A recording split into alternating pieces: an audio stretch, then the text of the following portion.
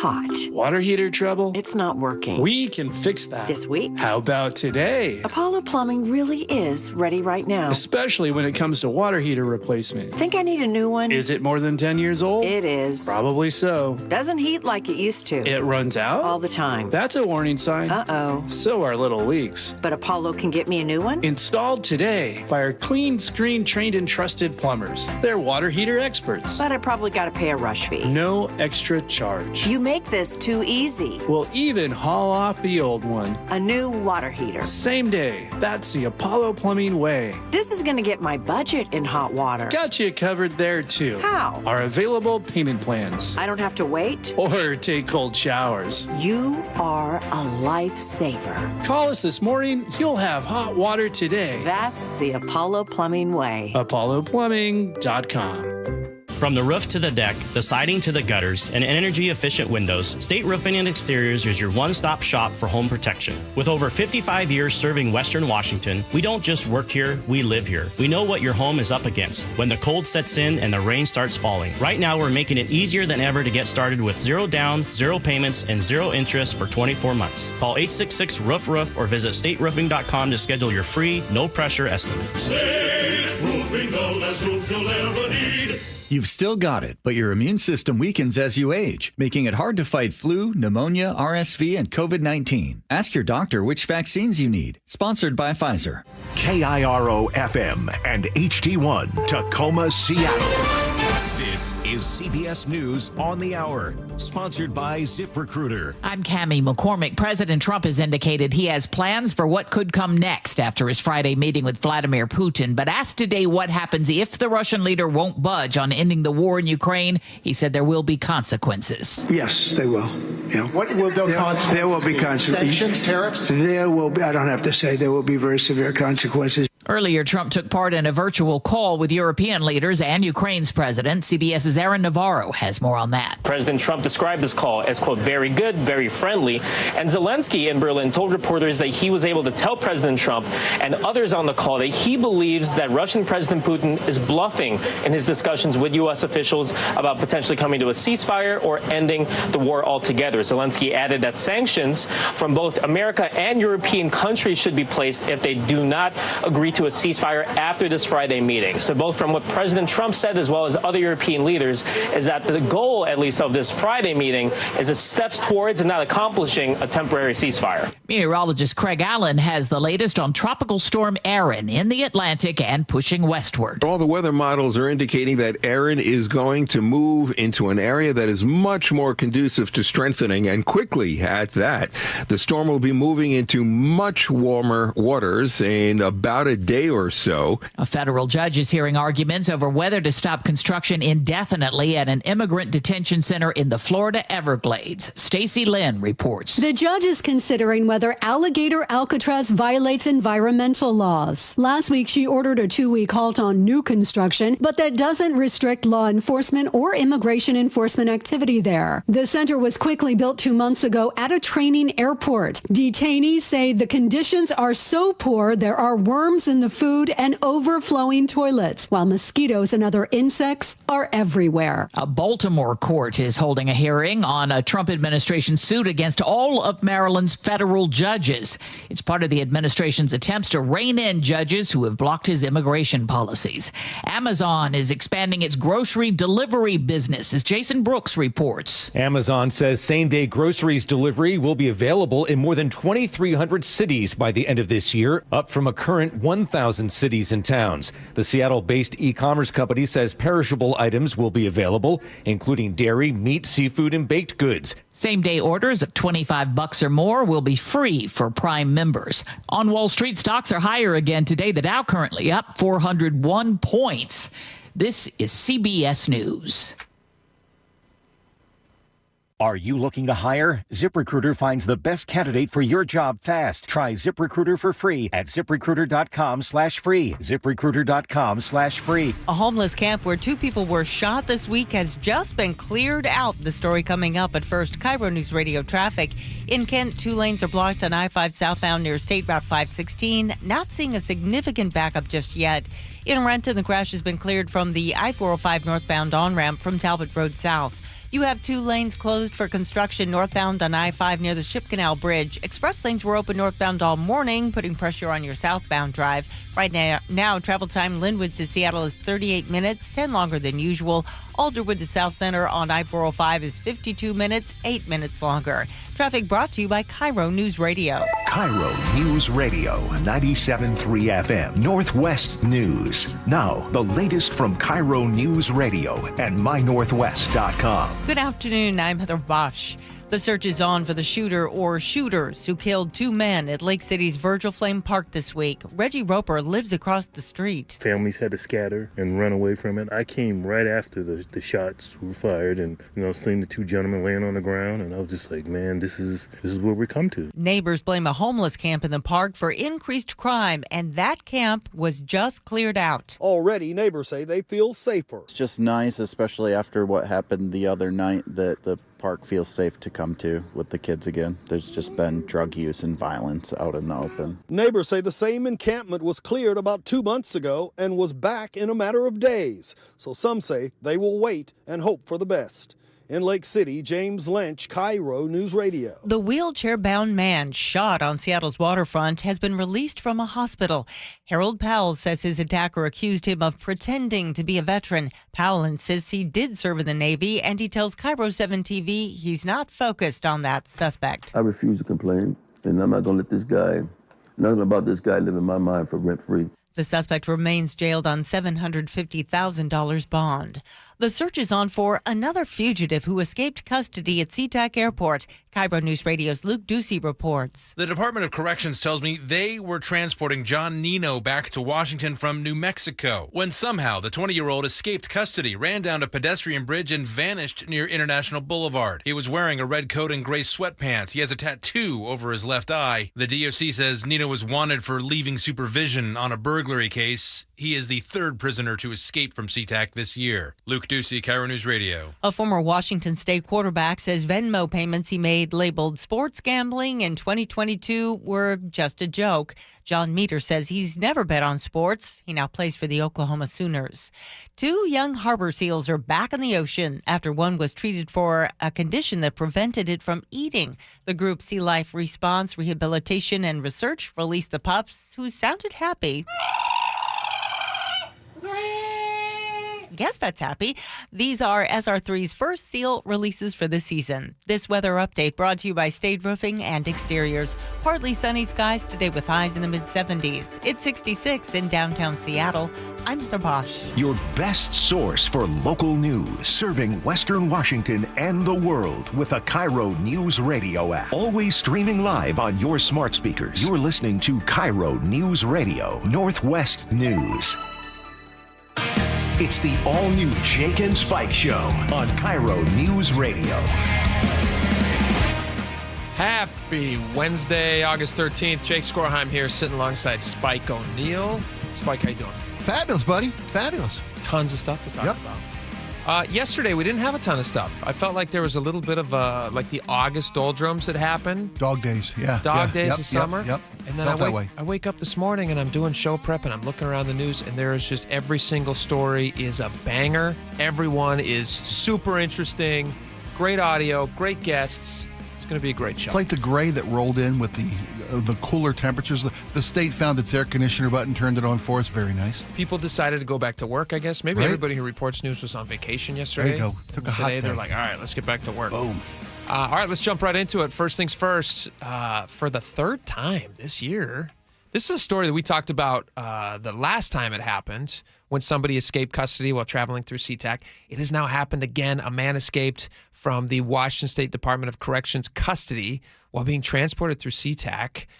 When My Northwest has a story, Seattle Times, everybody has a story. Everybody's asking the same question. Let's start right out. Hey, what happened? What happened? How many more guys are they going to transport through SeaTac who just decide to run away toward light rail and escape? That was my question. What's the quota? Well, I mean, is there a punch card? It's at least one more. I can tell you that. It's at least one more. What's it going to take? Let's find out, because oh my goodness. In this case, the Department of Corrections had a guy. His name was John Nino.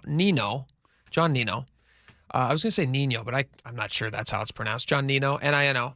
He's 20 years old. He's 6'2", according to the DOC. He's 154 pounds. So That's a slight individual. He's a right slight there. fella, yeah. It explains a lot. And when we get to the details of the story, I'll tell you why it makes sense to me now. He's walking across. We've all done this. We've all been in the airport. We've all walked across one of those sky bridges. He's on the 4th story and of the parking garage area, Sure, right? that's where the main sky bridges bridges drop you 4th floor. Yeah.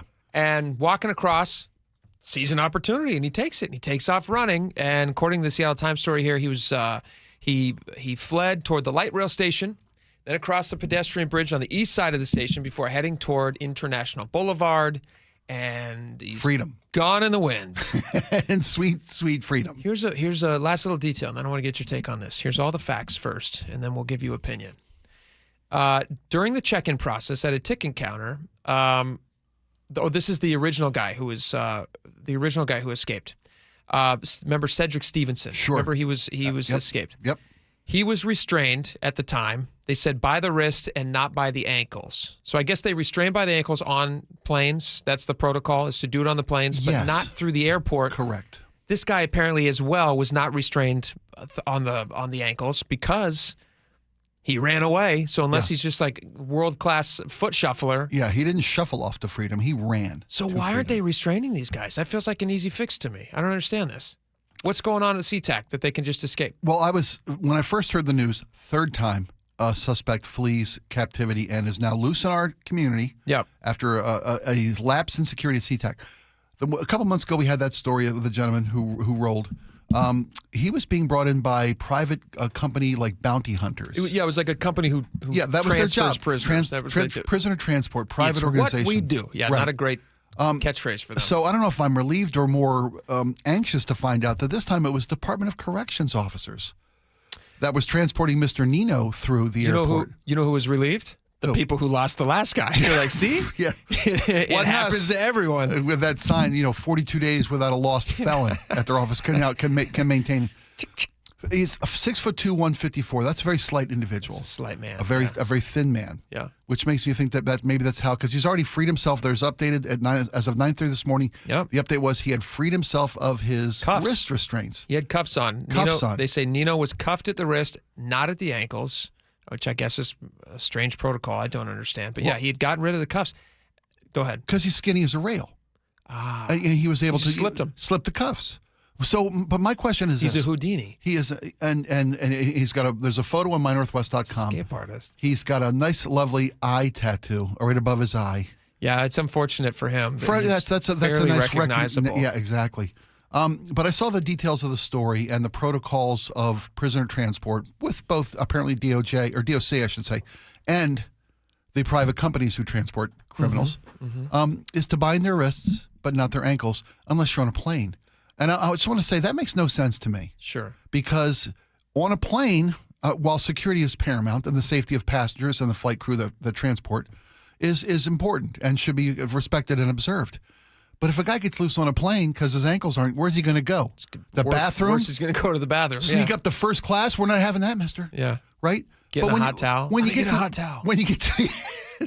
I want peanuts! Give me some peanuts. They don't give peanuts on planes anymore. I meant pretzels. My jokes are antiquated. But when you get to the general terminal, that's when you free up the ankles? Why can't they just push them through on one of those little mobility carts, like convenience carts that they do for the elderly and severely obese people? Your last ride, we'll call it. Just somebody who can't walk.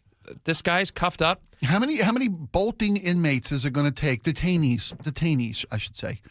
Or is it going to take before we bind these ankles? He was a prisoner somewhere, so he's an inmate somewhere. Yeah, it was arrested in New Mexico, brought back for outstanding warrants in Washington, where he has been multiple offenses. Firearm possession in 2024 in King County, second-degree robbery in 2018, when he was at the ripe old age of 13. Not a lot of great life choices this guy's making. No, and we're respecting what is the not bound ankle policy based on? Dignity, respect?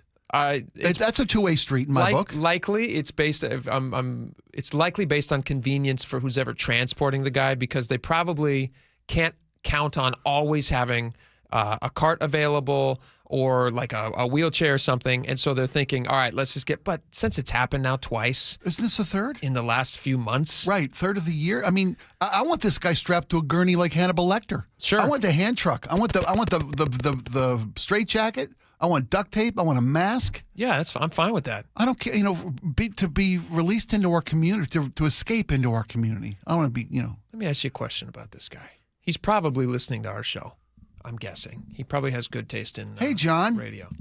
That's his name, Jonathan? John. John? John Nino. John Nino. Short for Jonathan, or is it just John? It's short for freedom. What message would you send to John Boy? Let's call him John Boy. John Boy. Oh, listen, John Boy. John Boy. What'd I say to John Boy?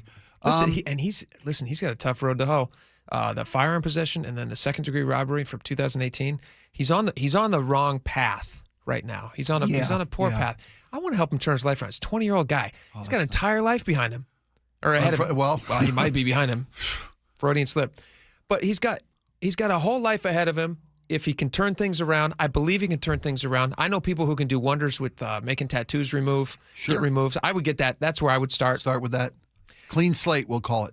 Operation Clean Slate. Operation Clean Slate. Clean them up. Unfortunate tattoo removal services. Listen. Get you back on the right track. Let's see. Firearm possession. I don't know what he was doing. They found him with a gun. That's not good. No. Second-degree robbery in 2018. He's a teenager. 13-year-olds make stupid choices. We all did it. He's not gun, but not second-degree but stupid robbery, choices. But he's making dumb choices. Mine was putting the empty beer cans in our trash can, not my neighbor's. Yeah. But we all make bad decisions. We all make dumb choices. Yeah. But the point is, most of us grow up. I hope this guy has a chance to grow up, and I hope that he turns himself in. That's where I would start. I agree. I wouldn't start with the tattoo removal. No. Turn yourself in. Right. Start making good choices. Make good choices. Take a step in the right direction with the rest of your life. I know you're scared, John. I know. That's why you fled. Sure. You think about this lifetime of incarceration ahead of you, but it's not a lifetime of incarceration. What it is the first step toward redemption and a better life. That's a great message. On the right path. That's a great message. John, I say this because I care about you. Where are you going to go? Where are you going to run to? Are you going to run the rest of your life? Where are you going to go, Always John? looking over your shoulder? No, you don't want to do that. Always? Because you're going to have somebody like this following you. Listen up, ladies and gentlemen. Our fugitive has been on the run for 90 minutes. Average foot speed over uneven ground, barring injuries, 4 miles an hour. That gives us a radius of 6 miles. What I want out of each and every one of you is a hard target search of every gas station, residence, warehouse, farmhouse, hen house, outhouse, and doghouse in that area. Checkpoints go up to 15 miles. Your fugitive's name is Dr. Richard Kimball. John Nino. 20 years old. Like a Houdini. John. And you know what? He's got a lot. He could go. Here's what I would do. Turn himself in. Mm-hmm. Serve his time. Yes. Get out on good behavior. Yes. He's going to add a little bit for this escape attempt. That's dumb. Obviously, we get it. We understand. Every decision you make from here on out is going to determine how much time you spend in, John. Absolutely. Every decision. Go back, serve your time, spend the time that you have left in whatever lockup. It's obviously going to be prison, so it's big boy prison. That's not going to be fun. But serve your time, get out with good behavior. While you're in there, learn a skill. We already know he likes to escape things. Mm-hmm. He could literally become a magician. He could have. I don't know if they allow the illusion traits to be learned or taught in prison. I don't know what they allow in prison. Seems like it could be a dangerous skill to pass around to the population. You're right. I didn't really think about that. First thing I suggest is the magical disappearing act they wouldn't encourage in prison. Put on some bulk up for your time in prison. That's going to happen naturally. Well, do some push-ups, do some chin-ups. Well, turn your bed into I've seen Terminator. Yeah, time will take care of that. He's 20 years old. He's 154 pounds. He's going to put on weight. I guarantee it. Yeah, but just take a step in the right direction. Come on, John. Take a step in the right direction. They care about you. We want you to take a step in the right direction so you don't have to have ankle bracelets on for the rest of your life. Right. That's what we want, John. So you can walk freely. You can walk through SeaTac with your head held high because you're living a good life.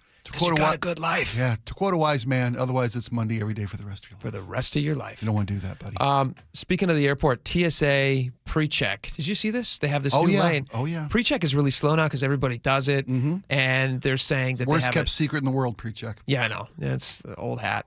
So they have a new thing that people can voluntarily opt into, but there are people who will not like it because it's very, very technological and it's scanning your face at all times. Onerous? Some people have problems with that. Is that a good word for that? I thought it was onerous. That might, I guess that works. So here's what it is. It's a voluntary program. You don't have to enroll in this. You're not being forced into it, but it will theoretically give you faster travel through the airport. Not as fast as a felon, apparently, but pretty fast.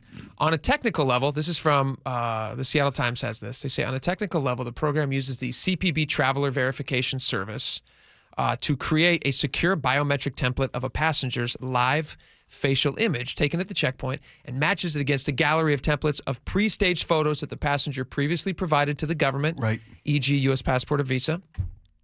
And then when you go through it, it's just scanning your face. It gives them a quick read and says, all right, this guy's cool. Wave him through. So you're not having to take your shoes off. You're not having to do all that stuff. All the things. This actually, to me, I would sign up for this. This sounds pretty good. Because it's already information you've surrendered with through like passport photos or official identifications. You're already required to travel in our state to get certain documents and certain passports and things like that. Not a passport, but you do have to have a real ID. You bet. The deadline finally got here. So they already have this information, but if you sign up through it and let them scan you immediately doing it so they can verify that you are the person on your thing, then yeah, that sounds pretty good to me. I can't see a lot of downsides with this. I'm with you. And I know that you're very protective of privacy. And I hate intrusions in privacy. Yep, I know you do, and your concerns are valid.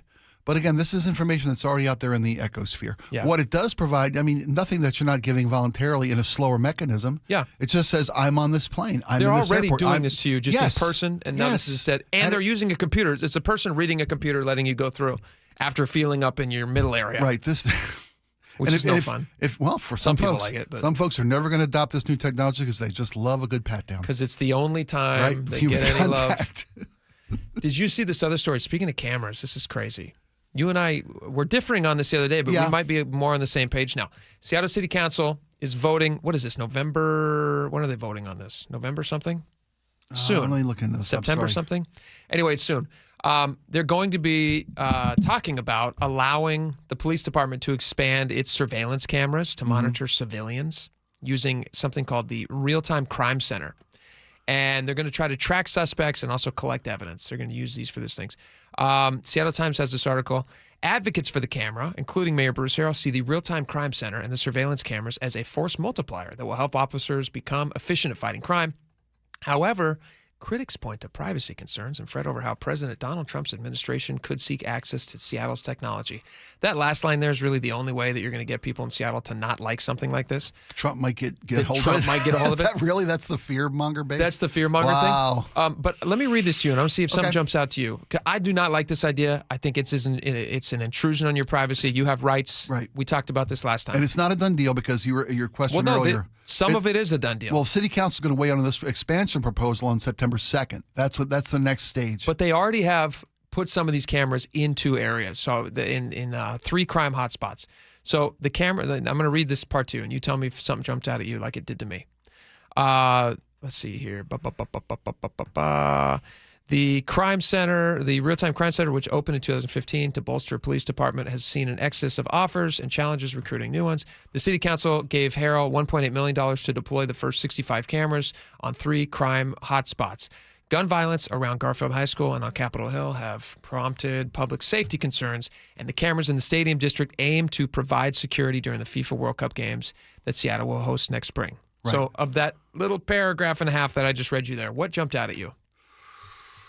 It's not a trick question. You don't have to have an answer. I can just tell you what jumped out to me. What jumped out at you? $1.8 million the city council gave for this initial early part of the program to test out if it works. 65 surveillance cameras, $1.8 million. I did a little math. I'm not like the smartest man in the world, but I can use a calculator. Is it 300,000 per, basically? No. It's like 10 times less. But $1.8 million divided by 65 is $27,692 per camera. No, you just forgot the zero. Yeah, I just didn't. But you are quick with math, which is impressive. Yeah, about 30 apiece. Here's the thing. That's a lot of money. $27,000 a camera? For a camera. How is that possible? You and I at the Home Depot can get this up there for, I guarantee you, $1.75 million. I looked this up. We pocket the rest. We can do better than that. We can do a lot better than that. So at my house, I don't know what cameras you use at your house, but we got a nice cameras. Yeah, I got it on my phone. I can tell you right now when my dog's walking. I use Blink cameras, which are similar to Ring cameras, but it's like Amazon's version of the Blink camera. Okay. Or of the Ring camera. And it's called Blink, and you can get them in single cameras. You can also buy them in 2, 3, 4, 5 packs. You bet. Network them. Every time a squirrel at 100 yards is chasing a nut, I get a little ring on my phone. Does it designate animal, person, car? Everything. I get motion. I get everything. If a leaf blows by my door, I get a notification. Here's the thing. The city can get a 5-pack of these second gen, so they're very good. Okay. HD cameras, mind you, from Amazon for $368 for 5 cameras. And that's free delivery, by the way, if they buy it through Prime. For 5? For 5. 13, how much? If you buy 65 of these through the city, that's a little less than $5,000. It's like $4,700. Wow. Now, That's a lot less. These are recording high-quality audio. These are recording HD video. These are doing all the things the city cameras are doing, only for $1.8 million less. Yeah. Yeah. We could send him right to the mayor's phone. The mayor would know or not the mayor, the police chief Barnes. Police chief Barnes. You could send him right to his phone. Mayor Bruce Harrow. They could both know. They could both know. Every single time a little chime rings, he goes, "Oh, we got a criminal." So what I don't understand is how can the city spend $1.8 million on 65 cameras when you and I can get them for $4,700? You know what?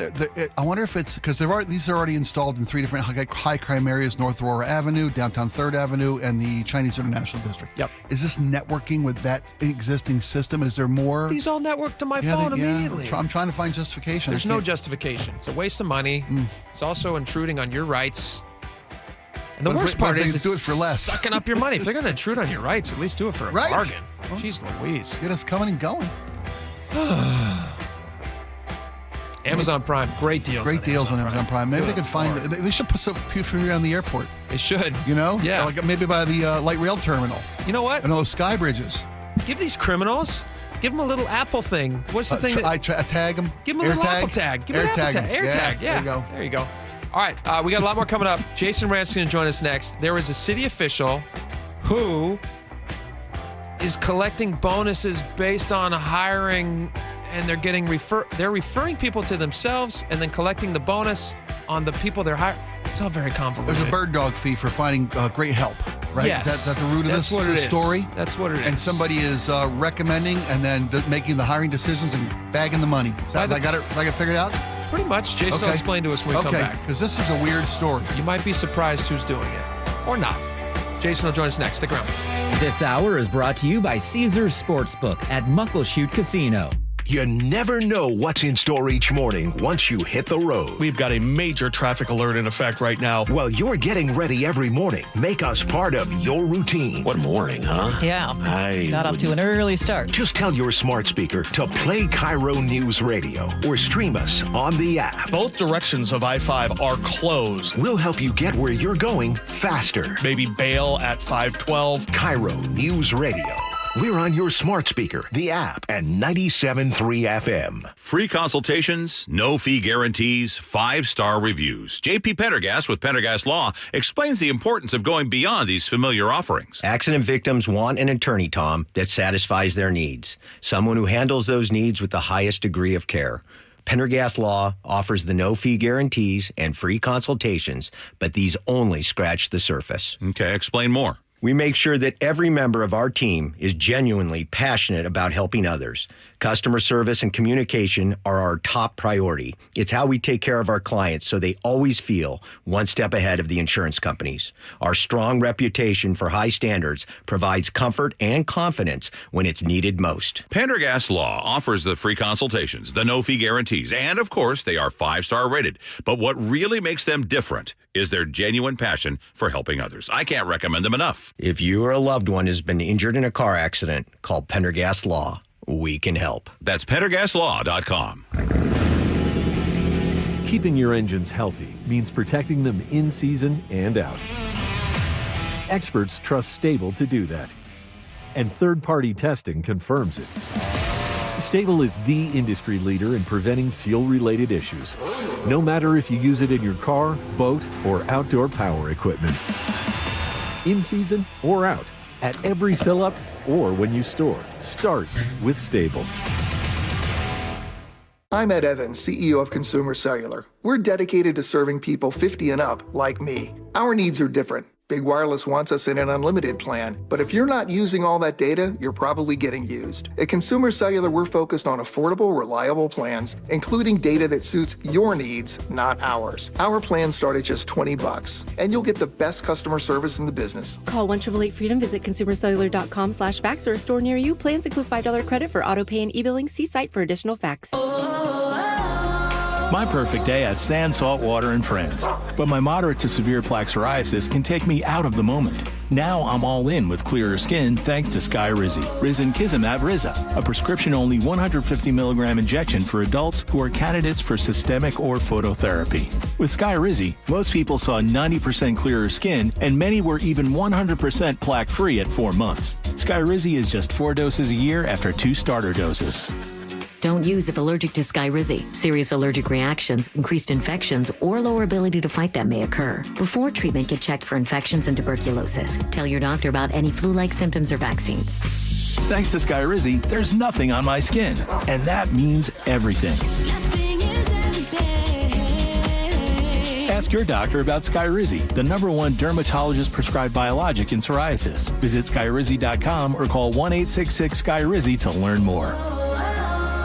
Bathfitter just hit a big milestone, 42,000 installations in Western Washington. To celebrate, Bathfitter's offering payments as low as $125 a month. Ursula Royteen here. I chose Bathfitter Northwest because they work here, they live here, and they love making bathrooms better for their neighbors. Custom fit tub and shower solutions are installed in as little as 1 day, and every installation is backed by a lifetime warranty. Call Bathfitter or visit bathfitternw.com to schedule a free consultation. This special offer won't last. Did you hear?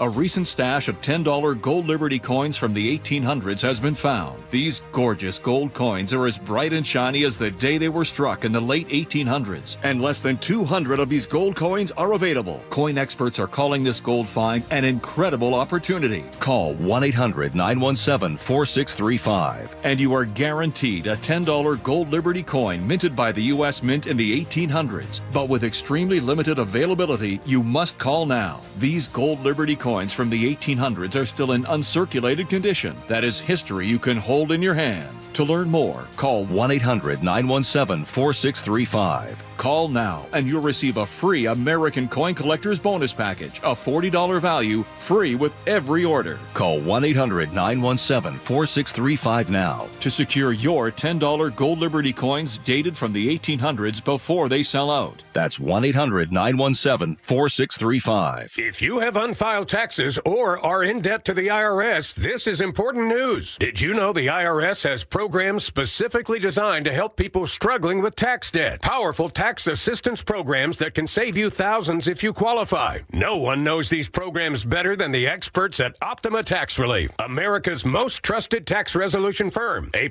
rated by the Better Business Bureau, their award-winning tax attorneys and licensed professionals have resolved over $1 billion of tax debt for their clients. One call to Optima can start the process, helping to put an end to your worries about wage garnishment, asset seizure, and other aggressive IRS actions. Find the best options to solve your tax problems. Call the experts at Optima Tax Relief today for a free consultation. Call 800-972-0588. 800-972-0588. 800-972-0588.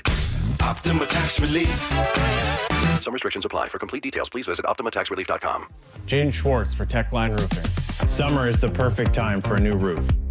Take advantage of our easy financing, summer specials, and the best warranty in the business. Have a great summer. See you next hockey season. Trust Techline. KIRO News Radio 97.3 FM Northwest News. Now, the latest from KIRO News Radio and mynorthwest.com. Good afternoon. I'm Heather Bosch. ICE arrests in Washington state have dropped 25% after a major spike in June. ICE Director Camilla Walmsley recently told KIRO News Radio their record 277 arrests in June included people with criminal pasts. Aggravated homicide, child molestation. While advocacy group La Resistencia painted a different picture. They're not giving food. They're not allowed to go to the bathroom. Now, according to the University of California's Deportation Data Project, combining numbers from June and July show ICE arrests arrests have dropped overall, 25%. Luke Tucci, KIRO News Radio. So far, ICE has not responded to our request for comment. Could President Trump take over Seattle's police department like he did in Washington, D.C. this week? Former Washington State Attorney General Rob McKenna tells Seattle's Morning News, no. D.C. is a federal district, but the Constitution does not allow the president the same power over cities and states. It's one thing to send troops in to guard federal property or federal personnel. It's another to actually take over the police function of a particular city. And I think that he doesn't have the power to do that. President Trump spoke on the phone today with European leaders and Ukrainian President Volodymyr Zelensky ahead of Trump's visit Friday with Russian President Vladimir Putin. Trump and Putin are supposed to be talking about a ceasefire in Ukraine, but through a translator, Zelensky says, I've told the American president and all of our Europeans Putin is bluffing. And Zelensky says Ukraine will accept no deal that gives Ukrainian land to Russia.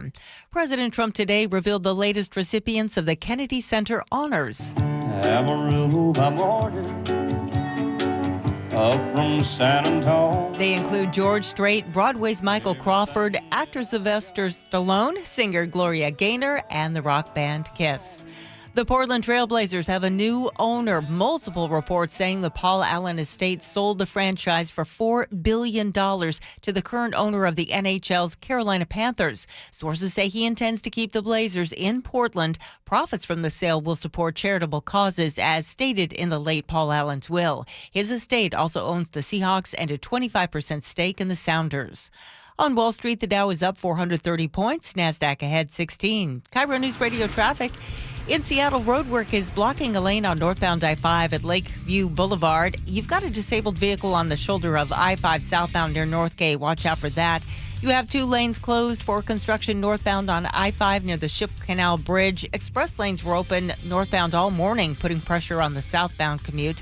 But travel time Linwood to Seattle on I-5 and Alderwood to South Center on I-405 are nearly on target right now. Traffic brought to you by Seattle Sports. Download the Seattle Sports app to stay in the know with the latest news, scores, and opinions about your favorite sports teams. This weather update brought to you by State Roofing and Exteriors. Partly sunny today with highs in the mid-70s. It's 68 in downtown Seattle. I'm Heather Bosch. Your best source for local news. You're listening to KIRO News Radio, Northwest News. Welcome back to the show. All right, I'm very excited to welcome Jason Rance from the Jason Rance Show over there on Seattle Red, 770 AM. SeattleRed.com, by the way, Jason. You guys post stories and news pieces every single day. It's become a regular read of mine because of stories like the one that you're on with us right now to talk about. Thanks for coming in, man. Yeah, thanks for having me. All right, so tell us about Seattle has a hiring bonus structure, like many companies. We have that here as well. Like if we know somebody who would be a good hire, we can refer them because we might know people who are great. We refer them to our bosses, who then make an assessment. They do an interview and they decide, hey, you know what, this person is great. Thank you so much. You've given us a quality candidate. Here's a little reward for doing that. They want the best of the best. It's not quite as much as they offer in Seattle. What do they offer in Seattle? Well, Seattle Police Department is offering $1,000. $1,000. Yeah. For a referral fee. For a referral. Assuming they get the job. Yeah. Assuming they get the job. Here's a potential candidate I think would be a good fit. Yeah. So tell us about the story that's going on right now with Inside SPD. Well, the police chief, Sean Barnes, appointed 2 people that he reached out to and recruited, and then got referral bonuses upon appointing them.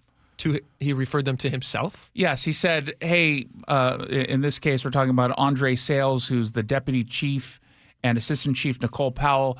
I think you should apply for this position, or I think you should come work for me. And they're all like, okay, cool. Great. You're hired. Oh, and now I get $1,000 per person. And it was not just him, but also his deputy chief also got $1,000 referral for one of those the people that he got. Correct. So did they both refer this person? It's unclear. The Seattle Police Department's new comms director, whom Sean Barnes Can I also refer them? Is that possible? Can I get $1,000? I think we should all just. Is it I retroactive? think it'd be good for the job. I think it would be good. Yeah, this guy from Beloit, Wisconsin. He's awesome. He'd be great. Spike, you can refer him. I can refer him. We'll each get $1,000. So let me ask you this, Jason. On the face of the story, it looks like, wait a minute, that doesn't seem right. That doesn't seem like it's above board, but there's nothing illegal about what the chief did. Is the chief the sole decider on who that position is filled by, or was it a collective decision of the department's? Well, I mean, it's a chief appointed position, and in this case, I mean, we're talking about a number of appointments that he's made recently. Mm-hmm. They're new positions; they didn't exist before. Okay, so they didn't even have to open up to the hiring process. Now, to your point, is it illegal? No, there's no law against referral bonuses. It's deeply unethical, and it's clearly a conflict of interest. And I think most people would say the hiring manager who is now incentivized to pick not just a friend just because you happen to know them, but now on top of that, you're getting a bonus to do your job, which is partly to hire people in these positions. Well, that's different. His job isn't to find recruits. His job is to hire people. It's to hire, yes. Right. So we were talking about two separate. I apologize if I'm getting a little worked up on this, but because I myself have received numerous bird dogging rewards for finding good employees. That you also hired? No, I didn't hire them. Oh, you referred them? I referred them. Other people hired them. My point is this. Okay. The chief isn't paid to find talent. He's paid to decide who the best applicant is, correct? So in part, but yes. But so this isn't a skill or a service provided by the chief. I know a guy who would be perfect for this job, and he referred them. You should apply for this job. I have no problem with the referral. I don't think anyone would have a problem with that. So I know a good person who would be. Right. Yeah, of course. If all employees, you shouldn't get bonus for that. If all employees are eligible for these type of rewards for recommending the right person. Well, not all. HR is not. Right. Okay. Why is HR not a part of this? Presumably because of the conflict of interest there. Okay, that makes sense. Well, there's a conflict of interest when you're the one who is doing the hiring and you now can profit off of hiring people. I read your very well written story. And it's the appearance of impropriety, which it is improper, right? I mean, this is. I think the average person would say that if you are now incentivized to hire people that you are referring to yourself. So let's live in a world in which I was to hire a new producer. Okay? Yeah. And now I go out and I have like 5 people who are really competent and they apply. But then I'm like, well, I like you, Spike. I want to make you suffer and be a conservative producer. Let's pick an equally qualified example, because clearly if you hired me, it would be because of my cooking skills. Clearly. And the snacks I bring to the office. But what about those 5 people? So now I've not only just picked you, handpicked, and that's fine. They can complain about that. But then I'm now getting paid to handpick someone at other people's expenses. I have a conflict of interest there. Because the power rests in you to hire the person. So now I am incentivized to go only with the person I would like to see instead of actually looking at other people who might bring to the table better skills than the person that, because I just have a personal relationship with. Let me ask you a question, Jason. In this case, these 2 people that he hired, both outside of, one was from Wisconsin, right? Yeah, like an hour away from One's from New Orleans, the other one's from Beloit. In his sphere of acquaintances, law enforcement. Yeah. One he knew for 2 years, one he lived an hour away from when he was also in Wisconsin. Does it say whether or not he interviewed other people for the job? They won't tell me the answer to that question. I've asked that question. I gave them an extra day to get back to me. They haven't gotten back. And if somebody had applied for the job who he didn't know, would he still get that $1,000 referral bonus? No, unless he didn't refer it's them. only for referrals. See, that's to me the problem. That's to me the part that jumps out. Like maybe this is he's getting around a technicality, and technically he didn't do anything illegal. There's nothing illegal here. Yeah, but I do agree with you that it does feel like if it at least feels from the outside like he could be prioritizing people because there's a little extra cash incentive to do it. We're already rightly critical of anyone who just hires their own friends or family members, things like that, right? We think it's wrong. Even if they might be the best person, we automatically say, it looks wrong to me. There's 100% extra scrutiny that should be cast upon the person that is dear friends or is a family member of the person who's doing the hiring. Extra scrutiny. I'm with you there. But so now you're getting paid to do that. You're paying yourself a bonus. Yeah, that's wrong. I'm sorry. Well, I mean, but you're kind of don't apologize. No, you should apologize to the. I agree with you. To the chief and the mayor too. No, I mean you're saying that there's an incentive to hire this particular person because there's a financial reward in this for him. That's the appearance of it. It's all about the financial part. Let me ask you. I don't care about anything else beyond that. A guy who makes $360,000 plus a year, right, in this role. I don't know what he gets paid. It's in the story. It's in the story. 465. Okay, so like that. so do you think that he is going to chase $1,000 referral? Was $2,000? Well, This is fun money. This is fun. I don't know what his relationship is like. I think it's you know how you choose not to chase that? How? Not taking the money. You waive the money. Or not put them down as a referral. I mean, I reached out to Spike. Spike, you should apply. Can you put my name down as the referral? Like, come on. Spike, let me ask you this. Bruce Harrell, Mayor Bruce Harrell. Love him. I know you do. Yeah. When he hired... His hair. I love his hair. Let me clarify. When his niece was working for him, if he had hired her for that position, which I don't know I don't know how she got into the office, but when she was assistant deputy mayor, should he get a referral bonus because he knew her? Ooh, I don't know if there's a referral policy in place. And he should get a bonus for hiring his niece? That's a terrible analogy. It's not a terrible analogy. She was a terrible employee. I don't know if you don't can say know that. if these ones are any good. There you go. It only matters if they're good. You've fallen into my trap. Hold on a second. You're assuming these guys aren't up to snuff. Hold on a second. I'm not. Hold on a second. I don't care if they're up to Just snuff to in cover that us from context. liabilities, you don't know if she was a terrible employee. I don't know if she was a terrible. No, you don't know that. It was a terrible situation. That's what I meant to say. She left because she claimed that there was an unfair it was practice a against bad women in that situation office. for all those involved. She wasn't great. Yeah. But should he receive a bonus for hiring her? And how's that any different than what happened here? It looks bad on its face. It looks bad because it kind of is bad. So the chief is saying that it was an automatically rewarded compensation for referrals. I'm sure he'll give it back, right? He's That's give it back. the point. I asked that. Now that it's public, yeah, give it back. He should give it back. Wouldn't a department dying for a good public, relationship with the community that doesn't trust them to boot? Isn't the smart thing to do is to turn that $2,000 referrals back to the department? And I agree with Spike. This is chump change for a guy making $364 a year. Yeah, Give it back. Need the $2,000. Give it back. 0.3% of his income to Give it risk to the Seattle Police this? Foundation. This math, this guy's math he's so fast. You're like a human calculator. He was using his calculator. You know the best part of the story? That we're talking about it. In-depth reporting brings this to public light. SeattleRed.com. Right Check there, it out. baby. Jason Rance, thanks for coming in, man. Nice we appreciate work. it. Thank you. All right, we got a lot more coming up. You're not going to want to miss a second of it. There was a crazy video going around of a shooting that happened in Seattle waterfront. We're going to show you next. So and the mayor's making $1,000. No, I'm kidding. No, it's a horrible shooting story. It's a horrible shooting story, but there's a whole side that a lot of people aren't talking about yet, which we'll get into. Stick around. I just saw 2 houses for sale. Same neighborhood, almost identical, but one had an Orchard sign and it sold for way more. So I asked my friends at Orchard, why? The first house used a traditional agent. After weeks of price drops and frustration, they settled for less than they'd hoped for. The second homeowner chose Orchard and got more. Their local Orchard agent didn't just list a home, they marketed it. They knew exactly which upgrades would attract serious buyers and brought in a pro to handle everything. And even more, with Orchard's Move First, Sell Later program, the homeowner moved into their new home before their old one even hit the market. They skipped all the hassles and showings. Never settle for less. Get more with Orchard, the smarter, faster, hassle-free way to buy your new home, even before your old home sells. Start with Orchard's free home valuation at Orchard.com. That's Orchard.com. Orchard.com.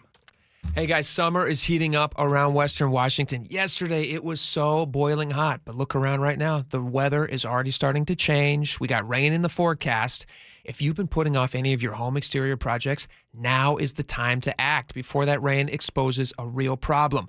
Get your roof, siding, or gutter project locked in before Labor Day to secure priority scheduling on select projects. Valentine Priority Scheduling means that they're going to begin the work on your home within just 3 weeks of signing your agreement.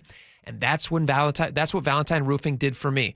When I needed my work done on my roof, that was the only company that I was going to call, Valentine Roofing. They addressed the issue. They fixed it correctly. They even did a roof cleaning to extend the life of my roof. The communication was seamless. The scheduling was great. I needed to make it happen fast, and they went the extra mile. So whether it's your roof, siding, or gutters that need attention, call Valentine Roofing at 206 Roofing to get on their summer priority schedule. Hurry up. Spots are limited. That's 206 Roofing. And now, Tales of Another Way. You've got your same old playlist, but another song about a breakup is just a downer. 2 minutes in your music app, and now you're groovin', man. Sometimes another way is the better way, like the new SR 509 Expressway, the alternate route that'll help manage congestion on I-5 and other local roads. Tolling begins soon, and you can save $2 per toll with a Good to Go pass. Get a free sticker pass at goodtogo509.com. Your new beginning starts now. D.R. Horton has new construction homes available throughout the greater Seattle area. With spacious floor plans, flexible living spaces, and home technology packages, you can enjoy more cozy moments and sweet memories in your beautiful new home. With new home communities opening throughout the Seattle area, D.R. Horton has the ideal home for you. Visit drhorton.com to learn more. D.R. Horton, America's builder, an equal housing opportunity builder. Many retirees are enjoying the summer weather, but not enjoying the high cost of living. We're here with our friend Steve Teitler of Best Mortgage, who says a reverse mortgage may provide some stress relief. If you're struggling with your mortgage payments or other bills, or maybe you just like some extra money, a reverse mortgage allows you to tap your home equity for tax-free cash. You've worked hard to build up that equity in your home. Now let it work for you. And best of all, you'll have no mortgage payments the rest of your life. But as you always say, a reverse mortgage is not for everyone. That's right. Avoid the high-pressure sales pitch from those out-of-state call centers. I give you a consultation, not a sales pitch. I'll tell you if a reverse mortgage is right for you, and I always tell you if it's not. Honest advice you can trust from the reverse mortgage experts. Best Mortgage, the VA loan experts, and debt consolidation specialists too. 425-649-6000. Best Mortgage, 425-649-6000. At Fisher Investments, we may seem like other money managers, but we're different. Are you really that different than the rest of us? We are. As a fiduciary, we always focus on what's best for our clients. What services do you offer besides investing? We have a team of specialists in financial planning, estate planning, and more. Your clients rely on you for all that? Yes, we ensure clients receive unparalleled service at every step of the relationship. Okay, but you still sell commission-based products, right? No, because we believe that's a conflict of interest. We prioritize service over sales goals. So, then how do your fees work? We have a simple and transparent fee that's a percentage of our clients' portfolios. So we do better when our clients do better. Wow, we're more different than I thought. At Fisher Investments, we're clearly different. Learn more at fisherinvestments.com. Investing in securities involves the risk of loss. Bathfitter just hit a big milestone, 42,000 installations in Western Washington. Celebrate with payments as low as $125 a month. A beautiful bath installed in one day, no mess, and a lifetime warranty. Call Bathfitter or visit bathfitternw.com today. I'm here with Jonathan from DUI Heroes to discuss an easy mistake to make when you get pulled over for DUI. You don't have to perform voluntary tests like the standardized field sobriety tests or the voluntary preliminary breath test out on the roadside. They're voluntary by nature, which means you can simply say no thank you. You also can ask to speak with a lawyer immediately. Which is where DUI Heroes comes in.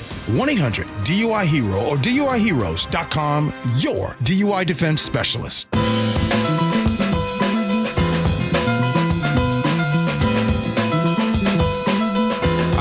To the show.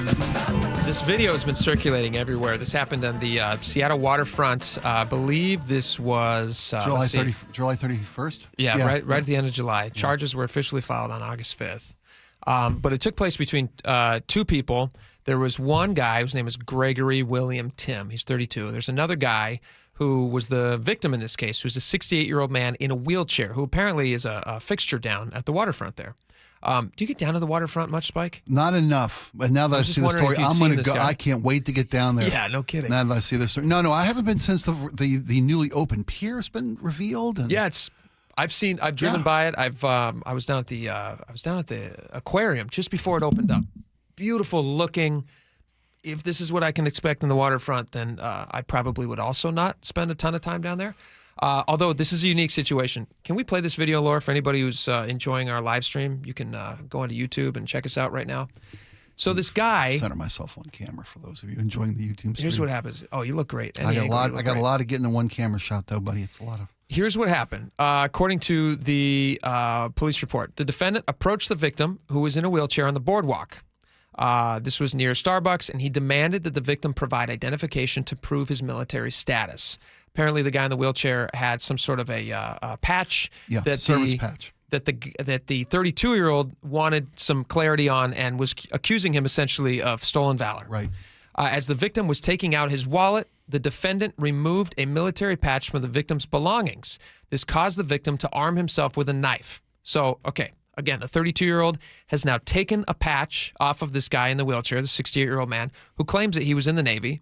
And again, this 32-year-old guy started this whole process by accusing him of basically stolen valor and then ripping this thing off. So then the victim, the 68-year-old man in the wheelchair, arms himself with a knife, and as you can see in this video, then takes out a weapon, a handgun that's actually just an airsoft pistol. I don't know if you've used those airsoft pistols before. I haven't, but I'm familiar with them. Okay, so they can look real, but still, again, he is responding to somebody else, in this case, starting the exchange. The 32-year-old has what looks like a small backpack with him, or maybe a satchel or something. He has a gun in it, and he takes it out. It's a .45. He takes the .45 out, and he shoots the guy in the wheelchair. Hits him in the stomach, I believe. It said, according to investigators, the 32-year-old Tim, Gregory William Tim, continued to demand the victim's military ID, and the victim took out an airsoft gun from a holster. Before the victim could even do anything with it, the defendant pulled out his handgun, pointed it at the victim, and shot him point blank in the chest. In the chest, I'm sorry, not stomach. Tim extends his right arm, takes a couple steps back, and fires one round from the pistol, says the police report. Thankfully, this 60-year-old guy, who was kind of minding his own business, doing his own thing before he was approached by this guy, he was taken to the hospital, treated, and I believe he's just been released, and he's fine. He's going to survive. But last still, I read was in stable condition. You release him. Okay, really scary situation. Okay. The guy who is being charged with the shooting, this is according to the King County Prosecutor's Office, Casey McNerthney said this. He's being held on $750,000 bail. Okay.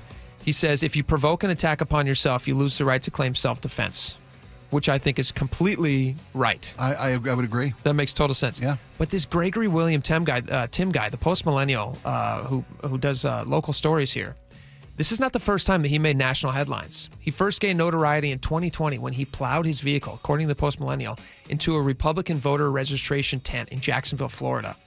He was arrested, and he claimed that he said it was his, quote, duty to take action against the Trump administration. And this is the same guy who shot the guy in the wheelchair. Jeez. Anyway, this guy's off the street for right now, thankfully, being held on $750,000 bail. But just crazy. So sprung about stolen valor? Isn't that crazy? I mean, I'm not an advocate for stolen valor. Don't get me wrong. You don't shoot somebody. You don't shoot somebody. Well, and you can't just walk away. You gotta, you begin an altercation. You approach somebody demanding proof of service, and you rip something off a guy's backpack. Bad deal. Yeah, total bad deal. So thank God the guy in the wheelchair is okay, and we'll keep you updated as we know more about the story. All right, we got a lot more coming up. Crazy thing happened in Mercer Island with a teacher. What did the school do to make parents aware of what was going on? You might be surprised. Stick around. We'll be right back.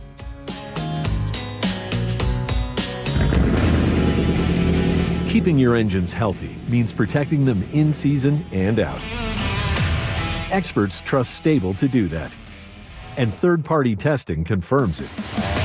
Stable is the industry leader in preventing fuel-related issues, no matter if you use it in your car, boat, or outdoor power equipment. In season or out, at every fill-up or when you store, start with Stable. Why choose a Sleep Number smart bed? Can I make my site softer? Can I make my site firmer? Can we sleep cooler? Sleep Number does that. Cools up to 8 times faster and lets you choose your ideal comfort on either side. Your Sleep Number setting.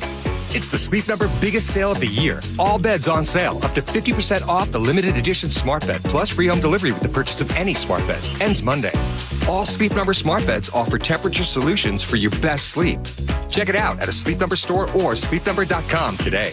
The IRS finally caught up with Louie. I hadn't paid my taxes in 8 years. I owe the IRS a lot of money. Louie was in deep trouble. We're going to take your house, put a lien on your bank account, garnish your pay. They don't care. They're going to take your paycheck. Louis found out about Optima Tax Relief, the leading tax resolution firm. A-plus rated by the Better Business Bureau, they've resolved over $1 billion for their clients. Optima Tax, they help me. They calm me down. They make me feel comfortable, and I trust them. Louis has a lot to be thankful for. I don't owe the IRS anymore, and I'm able to live a comfortable life, a lot better life. It was because of Optima Tax. For tax help you can trust, call Optima now for a free consultation. Take it from Louis. If you owe the IRS, don't go it alone.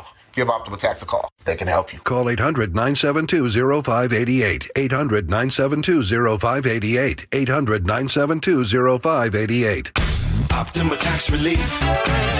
Testimonial from an actual client. Some restrictions apply. For complete details, please visit OptimaTaxRelief.com. When you walked through your kitchen this morning, what'd you see? Did it make you happy? Hi, I'm Chad Cicchini, owner of Heritage Homecraft. Well, I want to make you happy. We'll custom build you all new cabinet doors and drawer fronts, and using our exclusive 1/4-inch solid wood refacing process, transform your existing cabinets into a beautiful new kitchen. Add a custom quartz countertop, change things up a bit, add some more cabinets, install some cool new features like soft close drawers and sliding shelves, whatever you like. We'll help you to create the new kitchen you'll be proud of. All in about a week, and all with way less mess, hassle, time, and expense than to tear out. Stop waiting. For 18 years, we've been honored to serve thousands of happy customers, and we'd love to serve you. Call today and I'll get one of our pros to come out and show you how easy and comfortable it'll be to get going on your new kitchen. Heritage Homecraft, 425-485-1600, 425-485-1600, or heritagehomecraft.com. Finding great candidates to hire can be like, well, trying to find a needle in a haystack. Sure, you can post your job to some job board, but then all you can do is hope the right person comes along, which is why you should try ZipRecruiter for free at ZipRecruiter.com/radio. ZipRecruiter doesn't depend on candidates finding you. It finds them for you. Its powerful technology identifies people with the right experience and actively invites them to apply to your job. You get qualified candidates fast. So while other companies might deliver a lot of hay, ZipRecruiter finds you what you're looking for. The needle in the haystack. See why 4 out of 5 employers who post a job on ZipRecruiter get a quality candidate within the first day. ZipRecruiter, the smartest way to hire. And right now, you can try ZipRecruiter for free. That's right, free at ZipRecruiter.com/radio. That's ZipRecruiter.com/radio. ZipRecruiter.com/radio. You've still got it, but your immune system weakens as you age, making it hard to fight flu, pneumonia, RSV, and COVID-19. Ask your doctor which vaccines you need. Sponsored by Pfizer. Your best source for local news. KIRO News Radio. KIRO FM and HD1. Tacoma, Seattle. Northwest News. This is CBS News on the Hour, sponsored by O'Reilly Auto Parts. I'm Cammie McCormick. A White House official says a significantly higher number of National Guard members are expected in Washington, D.C. by tonight. Linda Kenyon reports. The president ordered a federal takeover of the D.C. police, including the use of National Guard troops. We're going to fight crime. That's a good thing. Already they're saying he's a dictator. And while there's some dispute over the actual extent of crime in the district, Trump says that's not his only focus. I'm determined to make Washington, D.C. safe, clean, and beautiful again. It's going to take place very rapidly. And that includes repairing roads and relocating people who are homeless. Linda Kenyon, CBS News, the White House. Earlier today, Trump joined a virtual call with European leaders and Ukraine's president. His meeting with Russia's president is Friday in Alaska. Aaron Navarro has more from the White House. President Trump relayed that he really wants to see that potential trilateral meeting happen almost immediately. But at one point, Trump did say if he does not get the answers that the U.S. wants from Russia on land, on coming to a ceasefire, then he believes there will not be a second meeting. CBS's Olivia Gossis on a possible land swap. It is hard to see how that ends up being a palatable solution to either side. President Zelensky has said he's prevented by the Constitution from changing the country's borders. He needs a national referendum in order to do so. And the Russians are also increasingly making clear that they're opposed to surrendering anything that they've already taken militarily. For the second time this year, Mexico has agreed to extradite criminals to face charges in the U.S. Adrienne Bard is in Mexico City. We are expecting more details of this historic extradition later today, but we do know their names. The biggest fish includes the partner and brother-in-law of the Jalisco New Generation cartel, one of Mexico's most violent cartels, which traffics fentanyl and methamphetamine. Officials in Texas, or Tennessee rather, say they've recovered a fourth apparent victim of yesterday's flooding. Another outcome of the changing climate, decimated reindeer herds. Tracy Wolf reports. Reindeer populations are projected to decline up to 80% by the year 2100 due to climate change, according to new research published in the journal Science Advances. The results suggest the expected losses in the coming decades will be the most severe unless greenhouse gas emissions are severely reduced and there's a strong investment in wildlife management and conservation. GE Appliances plans to shift production of refrigerators, gas ranges, and water heaters out of China and Mexico as part of a $3 billion plan to expand U.S. operations. Plants will be modernized in this country. On Wall Street, stocks finished higher. This is CBS News. Think O'Reilly Auto Parts for all your car care needs. Get the parts and service you need fast from the professional parts people at O'Reilly Auto Parts.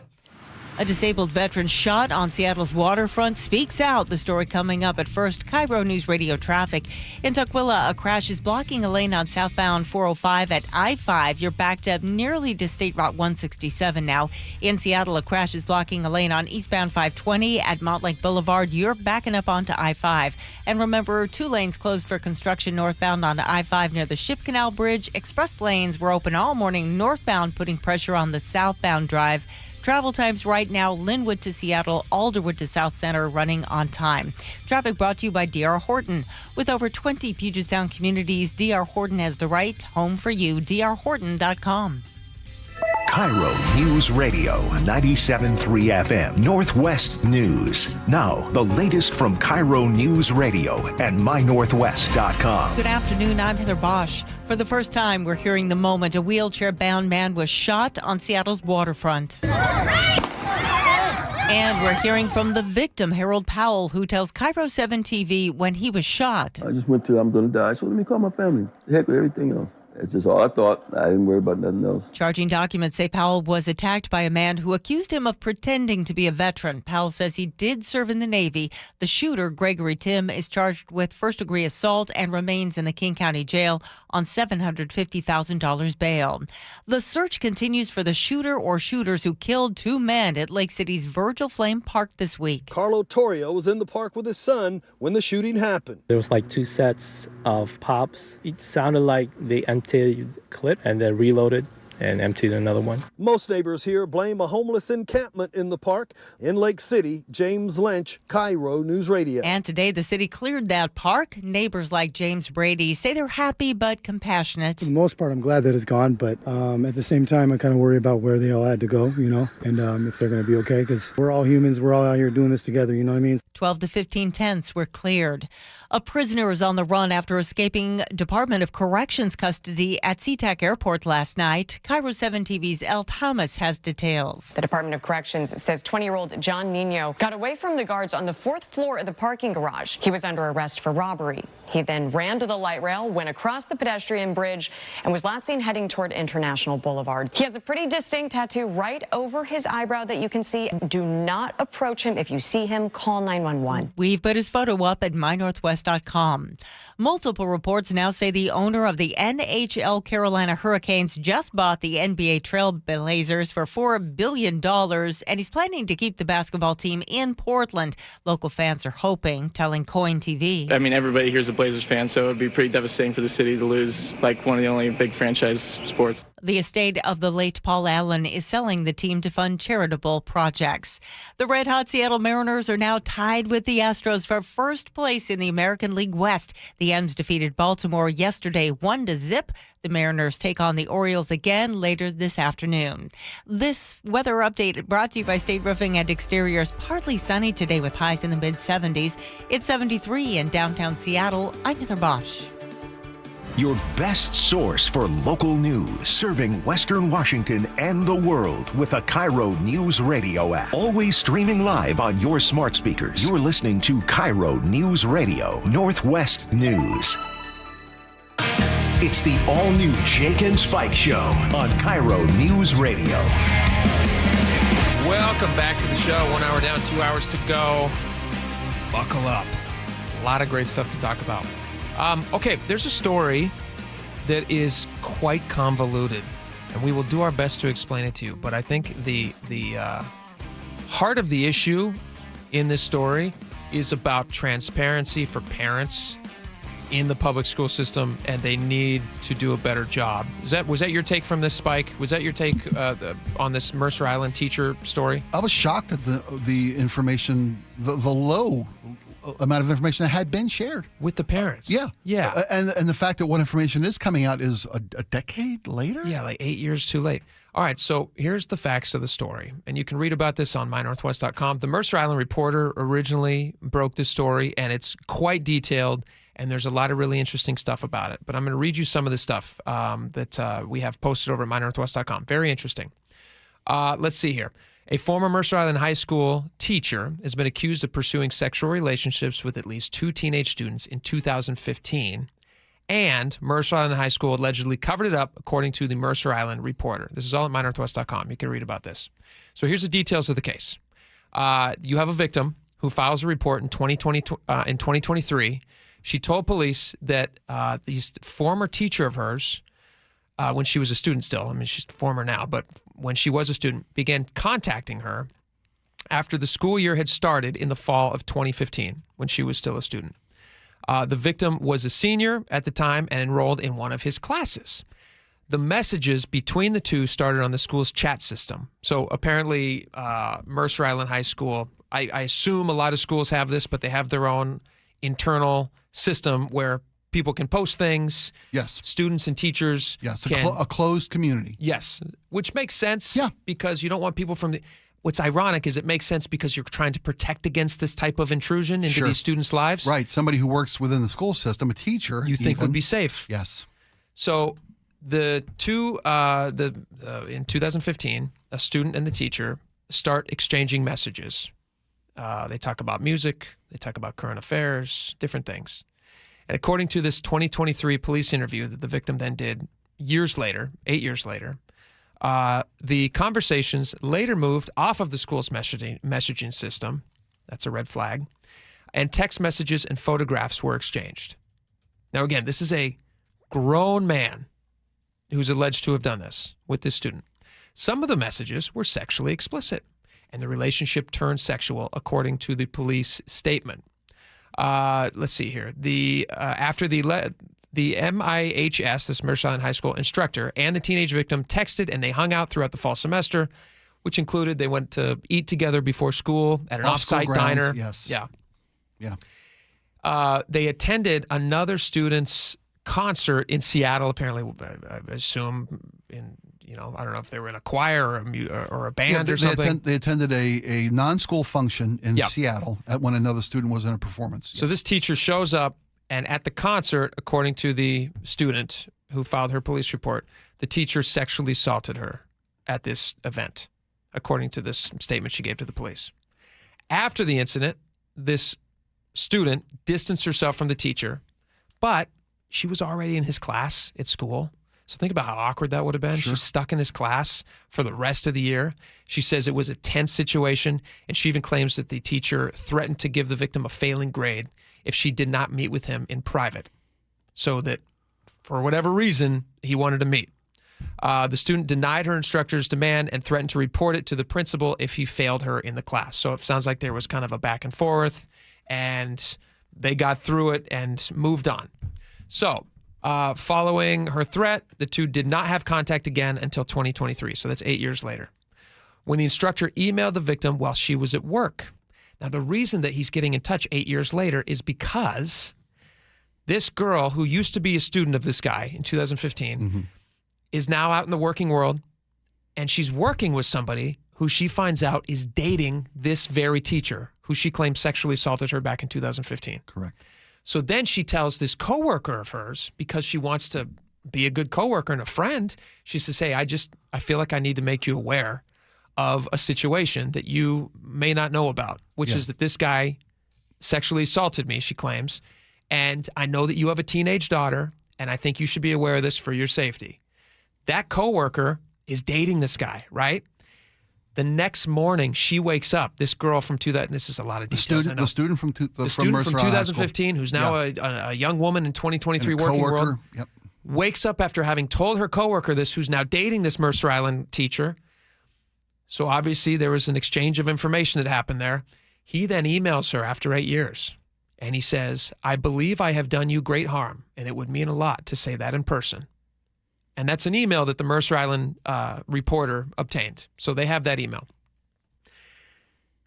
That victim in 2023, after receiving this email, she now is fearing that this guy is going to show up at her work. I mean, like, he obviously, if he's dating somebody she works with, probably has access to the building in some way, or at least you would think he could figure out a way to get into the building. So she gives that email to her supervisor. At her workplace. At her workplace, fearing that this guy could show up there. Just think about the situation that she's in, where she feels like from all angles she needs to be protecting herself from this guy, which leads me to believe that she's not, that she's definitely telling the truth about what happened. So after she reports it to her bosses in her workplace, a report is then filed with the Washington Department of Children, Youth, and Families, and the Mercer Island High School teacher is placed on administrative leave, quietly. Yeah. This is in 2023. And here's the problem. Yeah. The quiet part I don't like. I don't like that they place this guy on leave for 14 months. This is what the Mercer Island reporter said. They place this guy on leave for 14 months. He's then allowed to just move on. They make an announcement when the school finds out, according to the story, that according to this Mercer Island reporter story, on August 8th, the school sends a community an email saying this guy's moving on. Now, this guy had won awards in the school district. I believe he was like a teacher of the year at one point, right? Yeah, he's seen holding a couple different educational awards. He's and a very proud moment for him. Proud moment for him. They make an announcement that he's leaving. I'm sure the community is probably not saying to themselves, "Oh, it must be because he has this horrible multiple allegations against him." No, instead, he just leaves. He's able to leave, and because nothing official had been done to him, even though he voluntarily revoked his teacher's license in Washington, that doesn't stand in other states. So he could theoretically go and be working with other youths in other states. And the thing that is crazy about this, and the Mercer Island reporter talked to one of the parents in the district, and the parents said they should have done the right thing, which is to let the community know, tried to find other victims and provide support for those that needed it. Instead, they gave him a 14-month leave. And then the whole story just kind of goes away. Right. They put him on when this story surfaced because he had reached out to Jake laid out the details. He reached out to his former victim because he was outed by his current date, a coworker. Yes. That was then turned over to Family, Child, and Family Department of Children, Youth, and Family Services, which led it to a police, or at least the school being notified. They suspend the guy for 14 months. King County, and at the end of 14 months suspension, he's quietly ushered out the door. Yeah. Why? Here's my question. Why wouldn't the school? I understand that it's profoundly embarrassing for them, and it could put them in a very bad light. Wouldn't it be better if they had just reached out to the parents and said, "Hey, there are some allegations against a teacher, and we want to make sure that we're doing everything we can to protect you and the students here," or to protect the students, not you, the parents. The students are the ones who need protecting.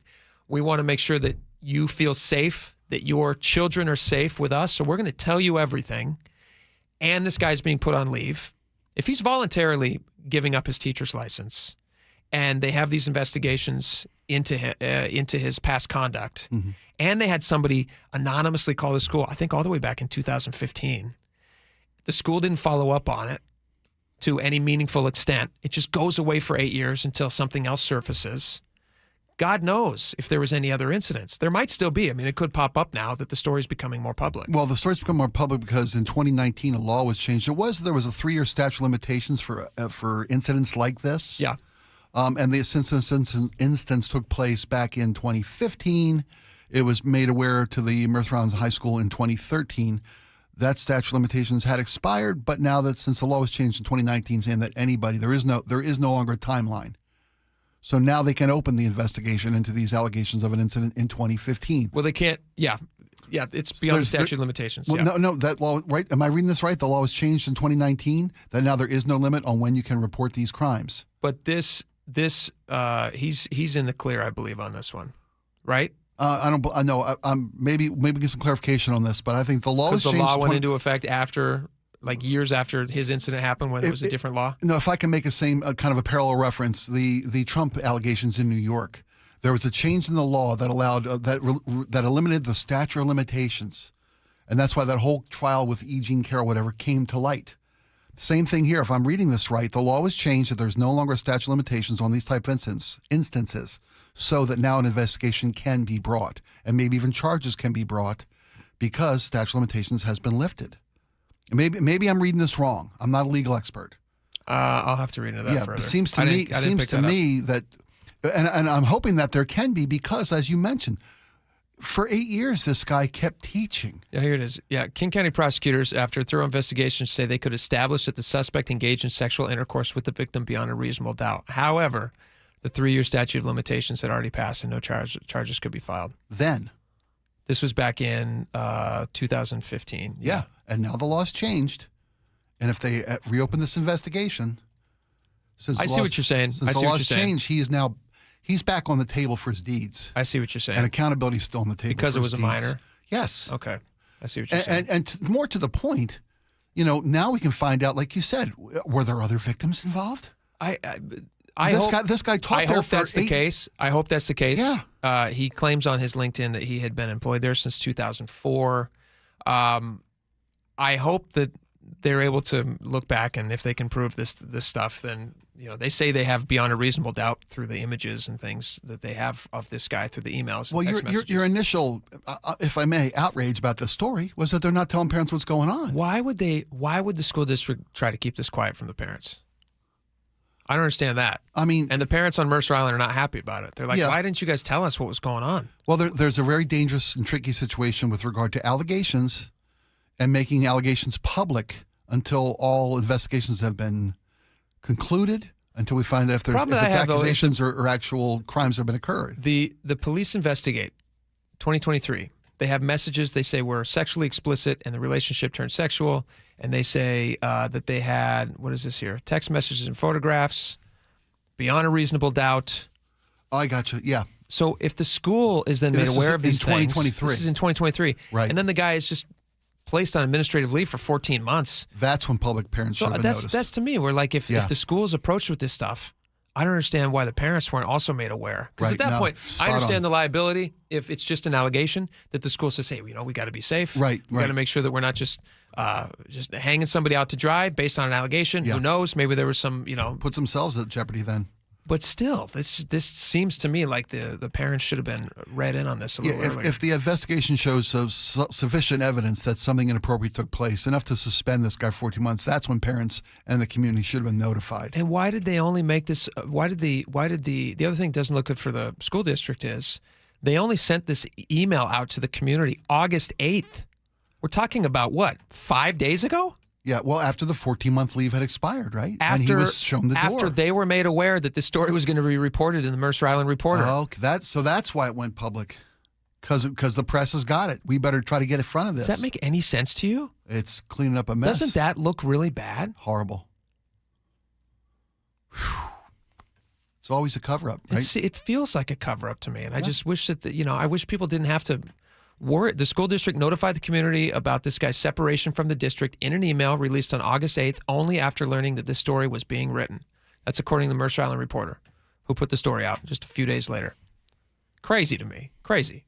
All right. Send us your text messages, 888-973-5476. I'm very interested in hearing from parents who may have had interactions with this guy, or if you have students who had interactions, what are you guys? What kind of communications are these parents making with the school right now? How is the school resolving the issue so that parents feel comfortable and that they know that the school has their students' best interest at heart, which I assume most of them do. And whoever at the school said, hey, you know what? There's no need to further investigate this. back in 2015. I don't think it's exclusive to the Mercer Island School District. I think anybody with a kid in any school wants to be a parent who's aware of what's going on, right? Yeah. So, I mean, moving forward, what are these families of Mercer Island School District, of Mercer Island High School, I should say, what are they going to demand of the school now, moving forward, about any other, not something as horrific as this, but any instance? What kind of parental notification is acceptable to the Mercer Island High School? The problem I have with it, the main problem, I mean, obviously the horrible deed is the worst part. But the doubling down and saying, who we're going to protect here? You should be protecting the students. First and foremost. And even if it's going to cost you a little bit liability-wise with this teacher to put this information out there, and by all accounts, it doesn't sound like it would have cost you anything based on the information you had, you should be making the public aware if this guy was a danger. If you believed he was actually enough of a danger that you put him on 14-month paid leave, you're giving him a big fat check to not be a teacher. He then voluntarily revokes his Washington teacher's license. These are not the actions of somebody who feels like he's being wronged. These are the actions of somebody who, it sounds like, to me, probably did the thing. Well, according to the evidence. According to the story and the evidence, it sure sounds like it. Yeah. So you need to be making parents aware of these things before a news organization comes to you and says, hey, we're writing a story. And if the Mercer Island Reporter hadn't got a hold of this, would they have ever made this public, let the families know about this? I don't know why they would have. It doesn't sound. He's just quietly been shown the door and then free to roam about the country and drop his wares somewhere else on another community. They at least had, according to the story, they at least had notification, or they were alerted to this guy's actions all the way back in 2015 through anonymous phone calls, and they didn't do anything with it. So that's a problem. All right, we got a lot more coming up. Can we switch to something a lot more fun? Sure, yeah. A great story Pulling that I'm all excited my fingernails, about. that would be a lot more fun than This last is going to be story. great. What do you got? In-N-Out Burger in Ridgefield. Okay. Can we move to that? Oh, sure, you bet. There are some very good signs that it's going to be open very, very soon, and we thought it would be fun. We should reach out to an In-N-Out super fan. I am actually a member of a Facebook fan page for the Ridgefield In-N-Out. Are you really? I am one of thousands and thousands of tens of thousands of people are members of this page, and they go nuts for any new little scrap of evidence to show you that In-N-Out's about to open. Okay. So Steve Mathis is going to join us next. He runs the page. I would describe him. Laura, wouldn't you say Steve's probably one of the biggest In-N-Out super fans you've ever met? I would call him a super fan for sure. Yeah. All right. Steve's going to join us live next. It's going to be a ton of fun. He's going to give us some updates, and hopefully we can get some info on when In-N-Out's going to be opening. So we'll talk to him next. Stick around.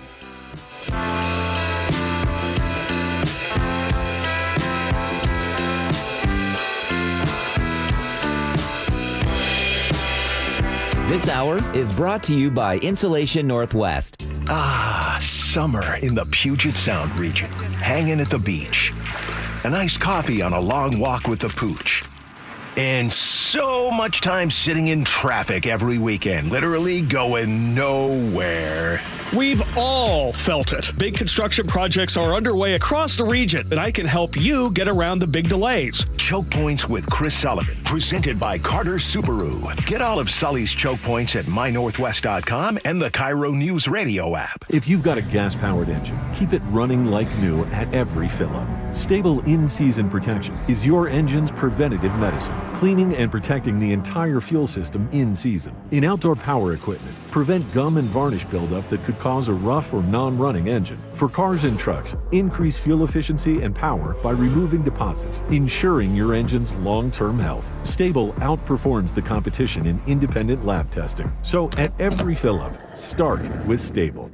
I'm Ed Evans, CEO of Consumer Cellular. We're dedicated to serving people 50 and up like me. Our needs are different. Big Wireless wants us in an unlimited plan, but if you're not using all that data, you're probably getting used. At Consumer Cellular, we're focused on affordable, reliable plans, including data that suits your needs, not ours. Our plans start at just $20, and you'll get the best customer service in the business. Call 1-888-FREEDOM, visit consumercellular.com/fax or a store near you. Plans include $5 credit for auto pay and e-billing. See site for additional facts. Hey, I want to tell you a sellwithwest.com success story. Wes Jones knows how important your home sale can be for your future future plans. So when he got a call from Susan in Federal Way, he was eager to step up and help her sell her home of 25 years. Her house was her biggest asset, and this home sale was super meaningful for her. So she's like, I know that I'm leaving money on the table in the condition that it's in. Like, what can we do? I told him up front that I did not have the time or finances to do what needed to be done. And he immediately jumped in with, well, I do. He told her about their Listing Boost concierge service. We identified probably 4 or 5 major things. It just was all so fast. They did everything. I'm a son of a builder, and I've done a lot of flips over the years. So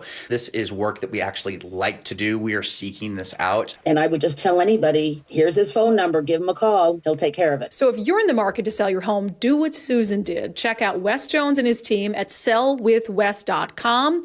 Sell with Wes, a better way to sell your home. Yikey Wawa. What? My hot water. Yeah? Not so hot. Water heater trouble? It's not working. We can fix that. This week? How about today? Apollo Plumbing really is ready right now. Especially when it comes to water heater replacement. Think I need a new one? Is it more than 10 years old? It is. Probably so. Doesn't heat like it used to. It runs out? All the time. That's a warning sign. Uh-oh. So are little leaks. But Apollo can get me a new one? Installed today by our clean screen trained and trusted plumbers. They're water heater experts. But I probably got to pay a rush fee. No extra charge. You make this too easy. We'll even haul off the old one. A new water heater. Same day. That's the Apollo Plumbing way. This is going to get my budget in hot water. Got you covered there too. How? Our available payment plans. I don't have to wait? Or take cold showers. You are a lifesaver. Call us this morning. You'll have hot water today. That's the Apollo Plumbing way. ApolloPlumbing.com.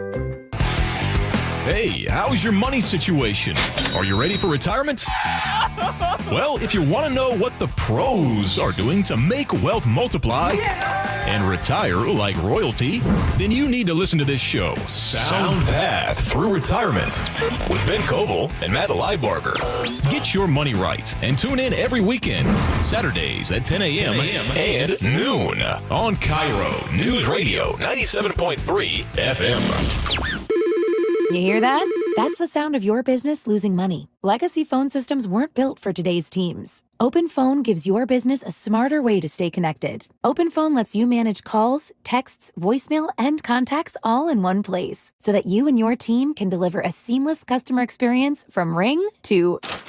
Need to take calls on the go? OpenPhone automatically transcribes, summarizes, and highlights next steps from every call, so you never miss a detail. Need insight into what closes a sale? With OpenPhone's AI call tags, you can instantly spot key topics like objections or pricing questions, and use those insights to coach your team and level up every customer interaction. And yes, you can bring your existing number with you for free. Keep your team in sync and your customers happy with OpenPhone. OpenPhone. No missed calls, no missed customers. Try OpenPhone for free at openphone.com/free and get 20% off your first 6 months. That's openphone.com/free. openphone.com/FREE. Hey, college students, Safeway is giving you 5% off. That's right. Junior colleges, tech schools, universities, just verify your student ID in the app. Unlock exclusive deals and shop on the app or in person. Better yet, subscribe to Fresh Pass to get free delivery and other special offers. Remember, if you use EBT, Fresh Pass is 50% off and you get savings on fresh produce. For all the details, visit Safeway.com/4U.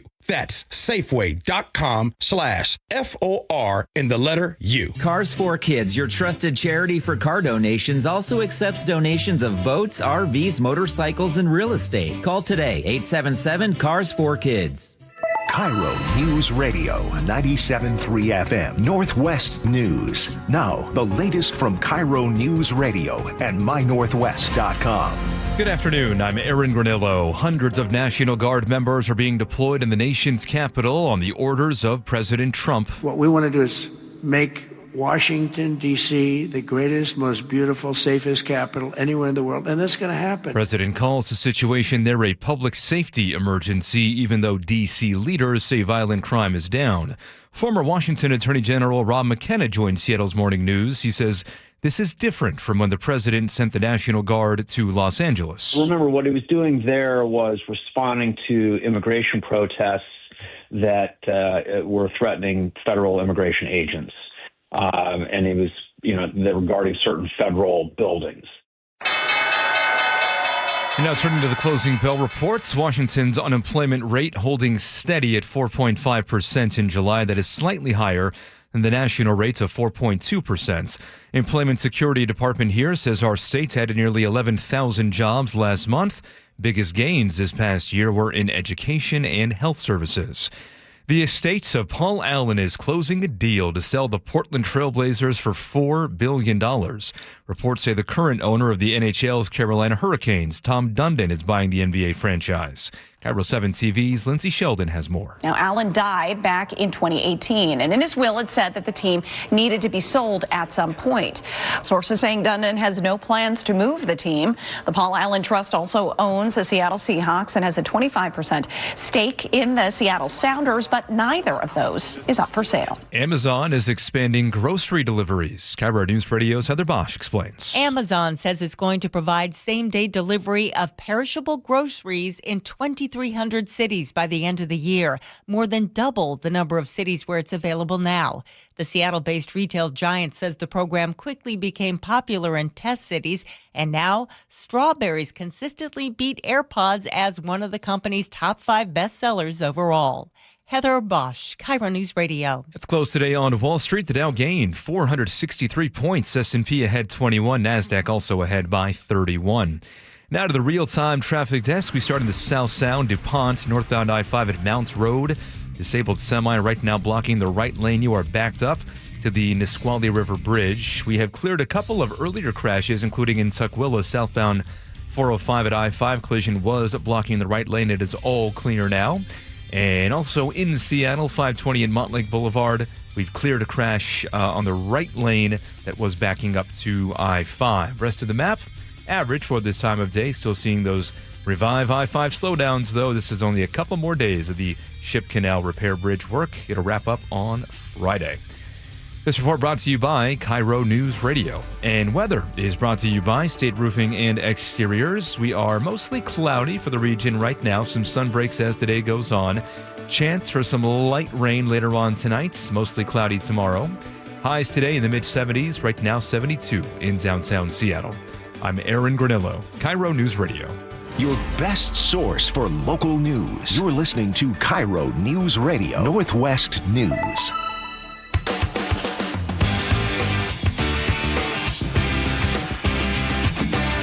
Welcome back to the show. I am so excited because, like many of you, I have dreamed about having an In-N-Out in our state for so many years. You're a weirdo. I'm such a weirdo. You are, man. I love it so much. It's awesome. Good for you. I'm great. It might be like a to call it a family fetish sounds pervy, and that's not a family fetish. It's a infatuation. It's an infatuation. We have a deep love and respect for In-N-Out. My dad. My family's all from Southern California, and so my dad grew up working in that era. Right. His first job was making fries at like In-N-Out location number 8. That's awesome. So you deserve every minute of this. Thank you, Spike. I just let me bask in the glory of this. And so I wanted to reach out. I knew I wasn't alone. I mean, I know you don't care about it as much as I do. I know you. I just wasn't raised around it. You wasn't raised around it. I don't like have the legacy love that you have for this. This food is in my blood, Spike. We're going to see a doctor about it after the show. Yeah. Got a problem. I'm very excited because we have Steve Mathis on with us right now, and he actually runs a Facebook fan page that I'm a member of. It's called In-N-Out Ridgefield, Washington. There's almost like 20,000 of us on this Facebook fan page, and he's giving updates all the time. He joins us now. He's in a T-shirt. You can see him on the YouTube page. Yeah. I love this guy. Steve, welcome to the show, sir. Thank you so much. Steve, I can see your shirt there. First off, super iconic. I have about 1 million of those In-N-Out T-shirts. Which location is that from? This one just says California on it. Oh, California. Okay. That's his media interview, official media interview shirt. Oh, I can tell. You don't want to pick out one particular franchise location to the exclusion of the others. Steve, before we get into information on Ridgefield, because you're doing a great job keeping the public informed day to day about the progress as we get closer to the doors opening of this place. You're doing like aerial camera footage with drones. You've got pictures of people are sending you of delivery trucks. You've got everything. So tell me, why do you have such a deep, abiding love and respect for In-N-Out? Where did it start for you? Actually, I grew up in Southern California, but I didn't know anything about In-N-Out, or I don't recall it, except maybe hearing on the radio the commercial. That's what a hamburger's all about. Yeah. But as a kid's, I don't recall it at all. As I got into my teen years, that's when I was introduced to it, and it's never stopped. There's just so many good things about it. Do you live close to the Ridgefield location? Is that why you kind of became the proprietor of this Facebook fan page? What started this fan page, and did you expect it to take off like it did? I wasn't the one that started. It was actually started by a gentleman by the name of Adam Duzinski. And I joined the group. I think they were around 1,000 members at that time. Okay. And so I joined it, and then I saw In-N-Out haters making all their comments on there. And so I sent him a message and said, can we do something about this? He actually didn't respond. He just made me a moderator at that time. And so then I began doing that. You're describing it like the HOA. You're just like, you're stepping in. You're like, I guess I'm going to be the guy who has to deal with the street parking. So you stepped in, you're moderating, and then are you the one who starts adding all the pictures and getting, because when you joined, it was 1,000. You're up to 18,300 members right now. So obviously you've grown this community a lot since December. What happened? Yes. Well, I think having the drone footage and the pictures does help increase the people desiring to know about it. But I mean, there's been multiple radio and TV interviews where it has helped add quite a few people to the group. And go ahead. Oh, no, go ahead. Well, the next step in the process was I wanted to make, when you have a welcome deal for a Facebook group, they were just using the stock one that Facebook has. And I said, we can make something a lot nicer. And so I suggested doing that. He said, yeah, that sounds good. I said, well, I can't do it because I'm not an admin. So he put me on as an admin at that point. And that's how you started running things. And then so every week I'll do a new video and pictures, just what the updates are. And, there you that's go. The way it's You're grown. off to the races. I do see on the banner of the Facebook page, it says no opening date yet. What can you tell us about anything that you are hearing with all of your, I'm sure you've got some leaks and some moles and inside sources now. So when is In-N-Out opening? I think everybody's wanting to know that. Well, I can't tell you that because In-N-Out wants to protect that. Do you know that information though? Are you privy to that? I do. Oh, all right, I'm going to tell him that. He'll never stop, Steve. And I don't want you to answer this question because I don't want you to get in trouble or risk your inside sources. He's trying to plan a family vacation and doesn't want to do that while the opening may be taking place. Actually, no. I want to do it when I can drive by it and get something there. So let me just say, is it sometime in August? You don't have to say anything. Yes. Just blink twice. It's going to open sometime in August? Well, yeah, and actually, I think Fox 12 up in your neck of the woods, they said it's going to open before September is what they had said also, but yes. I mean, it's August 13th right now, so that clock is ticking, so it's pretty close. Yes. I saw on also the Facebook page, I believe, that they are now training employees, so employees are already training for their positions. My dad was a fry cutter. You never worked for In-N-Out, did you? I have not. Have you thought about you love this place. You're very interested in it. Have you thought about just like a fun little side job just to like be part of the experience, maybe for like a week or something? No, my whole desire and everything is just, I have a love and I have information and I want to be able to share it with the people. And I don't get anything out of it. I'm not employed by In-N-Out. It's just something I do for fun to be able to help people. Now, they've got a big PR department in In-N-Out. It's a major, brand in America. Are you coordinating with them? Are they going to help you? Are they going to have a booth out front? Is the Facebook group, which is paramount to the success of notifying the public this is coming, are you going to be part of the opening day celebration? Are they going to let you come out and be a part of the fun? There's been no communication that way. I've let them know what we're doing. I have talked to the marketing department and so forth, but they appreciate, the word was, I appreciate all you're doing, but there was never an offer that way, and I'm fine with that. It'll come. I'm not in it for notoriety. It'll come. Well, you're going to get it. We want to give it to you because it's a cool site. Appreciate it. Real quick, one last question, and I understand that you have a lot of collectibles, so I'd like to ask you about that in just a second. But are you surprised by the amount of people? I mean, there's like a fervor people are very excited about this, and I see posts all the time on this Facebook group. Are you surprised by the intensity that people have, the desire for an In-N-Out up here? I don't know if surprise is the right word. It's encouraging. It's fun to see. But with the way that the company is run from the beginning, where they put their foundation being quality, cleanliness, and friendliness, and you can see it throughout the whole program, everything that they do. I mean, they have no heat lamps, they have no microwaves, they have no freezers. Fresh food. Everything's fresh. Yeah. Cold tomatoes, hot meat, it's the best. Yeah, and then they have 2 nonprofit organizations, and they fund they take care of all the overhead costs, and they have one that's to prevent child abuse, and another one's to prevent trafficking and substance abuse, and they pour into the communities wherever they have a location. They pour their funds in there to be able to help out. Yeah, it's fantastic. Really fast, we have just a little under a minute.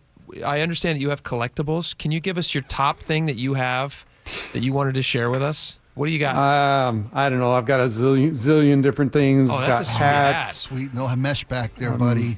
Look at that. Where are you getting these hats? They have them at the online store. You can get them there. Oh, that's fantastic. Got there he is. mugs. So you can see over my right shoulder shirt the Hawaiian shirt. Yeah. Awesome. Got playing cards.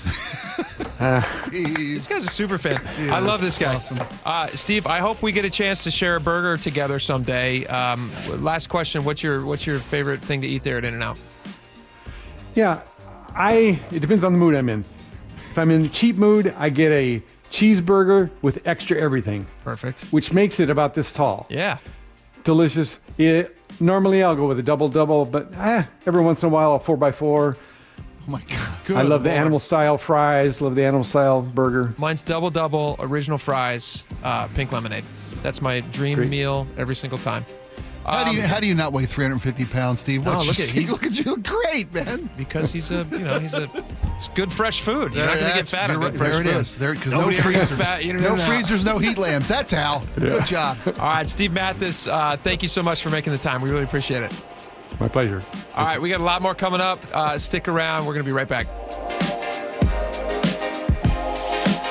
The closing bell is brought to you by Legacy Group Capital's Northwest Fund. Stay ahead of our summer traffic nightmare with Chris Sullivan's Choke Points, presented by Carter Subaru. Well, we've almost made it. The month of hell. It ends this weekend. But you know what? That was just the appetizer. The next 2 years are going to be even worse. Think more like 9-month closures. Join me for Choke Points tomorrow morning on Seattle's Morning News. Get all of Sully's Choke Points at mynorthwest.com and the KIRO Newsradio app. It's summer, and there's no better time to protect your home than right now with the help from the pros at Integrity Roofing and Construction. Years of experience in roofing and restoration, their skilled team delivers exceptional craftsmanship. I know firsthand. And whether it's a simple roof repair or full renovation, Integrity, they will do the job right. Offering free estimates and their customer satisfaction, it just speaks for itself. Don't wait until the next storm hits. Schedule your free estimate today. Call 206-202-ROOF, or you can find them online at integrityrc.com. Bathfitter just hit a big milestone, 42,000 installations in Western Washington. To celebrate, Bathfitter's offering payments as low as $125 a month. Ursula Royteen here. I chose Bathfitter Northwest because they work here, they live here, and they love making bathrooms better for their neighbors. Custom fit tub and shower solutions are installed in as little as 1 day, and every installation is backed by a lifetime warranty. Call Bathfitter or visit bathfitternw.com to schedule a free consultation. This special offer won't last. This message comes from Viking, committed to exploring the world in comfort. Journey through the heart of Europe on an elegant Viking longship with thoughtful service, destination-focused dining, and cultural enrichment on board and on shore. With small ships that bring travelers closer to the destination, there's more time to explore. And every Viking voyage is all-inclusive, with no children and no casinos. Discover more at Viking.com. You're still glowing, flirting, grooving. You've still got it. But your immune system weakens as you age, making it harder to fight flu, pneumococcal pneumonia, RSV, and COVID-19. Vaccines are a key part of any health routine and help strengthen your immune response. Ask your doctor or pharmacist which vaccines you need. Schedule in minutes at vaxassist.com. Sponsored by Pfizer. If you want that summer body you've always dreamed of, then this message is for you, ladies, and you men too. Get rid of extra stubborn fat and address areas of loose skin around the waistline, chin, and under the upper arms with ProSculpt, the new one-day instant permanent fat removal and skin tightening treatment. Maybe you've tried the lasers, fat freezing methods, even those new pills, but without the desired results. ProSculpt is different. It's minimally invasive, performed while fully awake, gentle, yet powerful. Designed to target the waistline, chin, neck, arms, and thighs, ProSculpt uses FDA-cleared plasma technology to deliver immediate, permanent fat-reducing and skin-tightening results, all in just one visit. If you want that summer body this summer, then you must act now. Go to ProSculpt.com today to schedule your free consultation. Get $250 off. For instant, permanent fat reduction and skin tightening, visit ProSculpt.com. This is the story of the one. As a lineman, he does whatever it takes to keep the power on in his community. And he wants a partner like Grainger who does the same. Grainger offers the professional-grade products he needs, from voltage detectors to harnesses to hard hats, plus fast, dependable delivery, so he can rise to every challenge. Call 1-800-GRAINGER, click Grainger.com, or just stop by. Grainger, for the ones who get it done. This is the story of the one. As a safety manager at a manufacturing plant, he does everything he can to keep his coworkers safe. From finding ways to reduce risks to keeping safety supplies in stock. And for that, he relies on Grainger. Grainger offers a broad range of quality products and next-day delivery, so he can always play it safe. Call 1-800-GRAINGER, click Grainger.com, or just stop by. Grainger, for the ones who get it done. Are you worried about economic conditions, tariffs, and inflation? Are you tired of trying to time the stock market? Maybe it's time to take a little risk off the table given current market volatility. For stability, there's no better option than Legacy Group's Northwest Fund, a fixed return of 9%. Hi, I'm Scott Rurucka, CEO of Legacy Group Capital in Bellevue. We've been running local real estate investment funds for over 18 years with zero investor losses, averaging double-digit returns since inception, and we also accept IRAs. Over 1,000 local investors have invested over $250 million in our Legacy family of funds. Feeling uneasy? Don't gamble your hard-earned money or risk your retirement. Legacy Group's Northwest Fund, returning 9%, has limited openings for new investors right now. Call 425-635-4700 or visit LegacyG.com. That's LegacyG.com. This is not investment advice. Legacy investments available to accredited investors only. Details at LegacyG.com. Viking, dedicated to creating travel experiences for the thinking person, with programs designed for cultural enrichment on board and on shore. Discover more at Viking.com. Olympic Hot Tub has terrific ways to achieve total wellness at home. Saltwater hot tubs, swim spas, saunas, and cold plunges, all waiting for you. You'll be saying, ah, in no time. OlympicHotTub.com. Better you, better life. Tune in each Tuesday morning for KIRO's Financial Update, sponsored by Madrona Financial. Each Tuesday at 6:45, Charlie Harger talks with CPA Brian Evans about what's going on in the financial world and how that affects you. Get the latest information and updates that impact your ability to navigate these financial times. Charlie and Brian discuss the stock market, retirement planning, interest rates, and anything else that will help you understand what's going on in your financial life. Tune in every Tuesday morning at 6:45.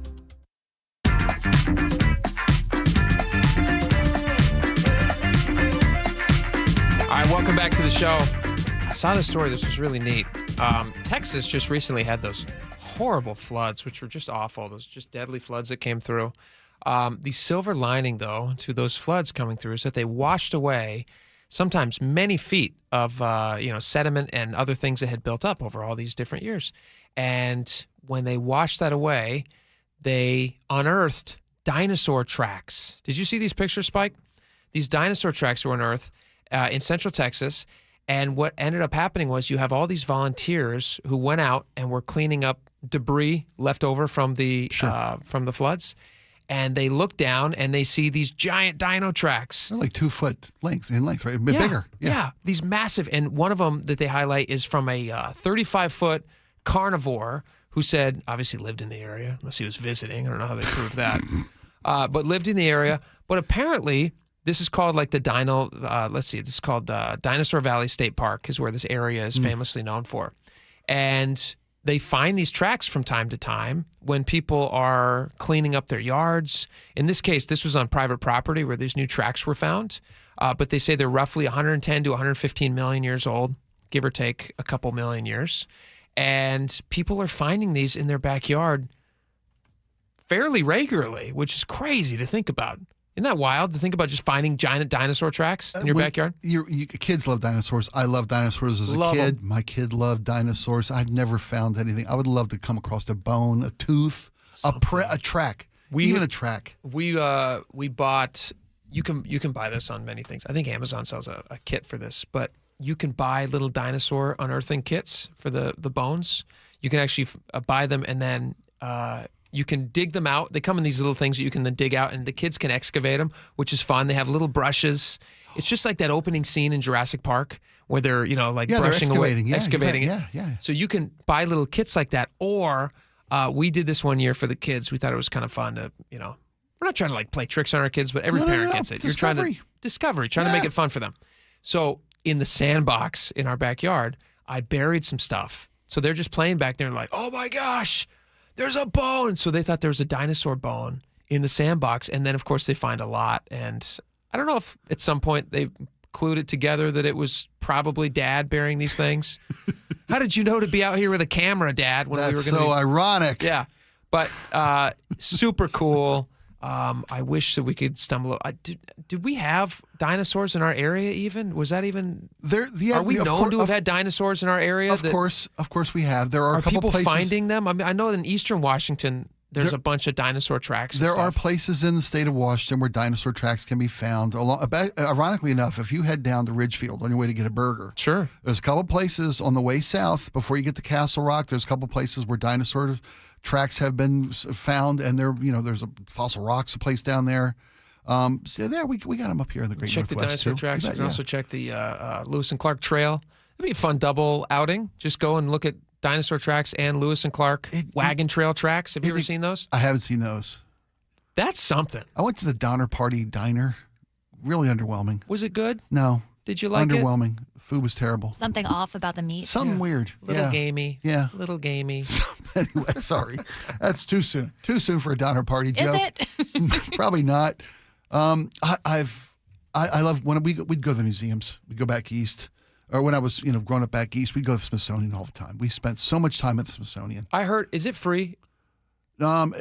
Because it's a national museum and it's in our nation's capital. I don't know that. I heard recently that those museums were free. Free to the public as part of the national park. Well, you got to have a permit to go to a national park, right? You can't go to a park nowadays. Free. Let's take a quick Don't look. take it. Don't take it. Don't only take there it was as gospel. Some fantastic. If you're listening to the show right now, also planning on making a side trip to the Smithsonian you're today, canceling your plans because we said it was. Don't take my word for it, but I heard that they don't charge admission to those, which doesn't really make sense now that I'm saying it out loud.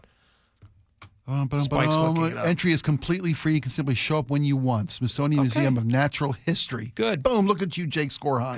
Good. And it should be free. Bringing history to the masses, my friend. It's a treasure to be able to see that stuff, and our tax dollars have already paid for it to be there, so I'm glad that it's free. Yeah, Smithsonian's free.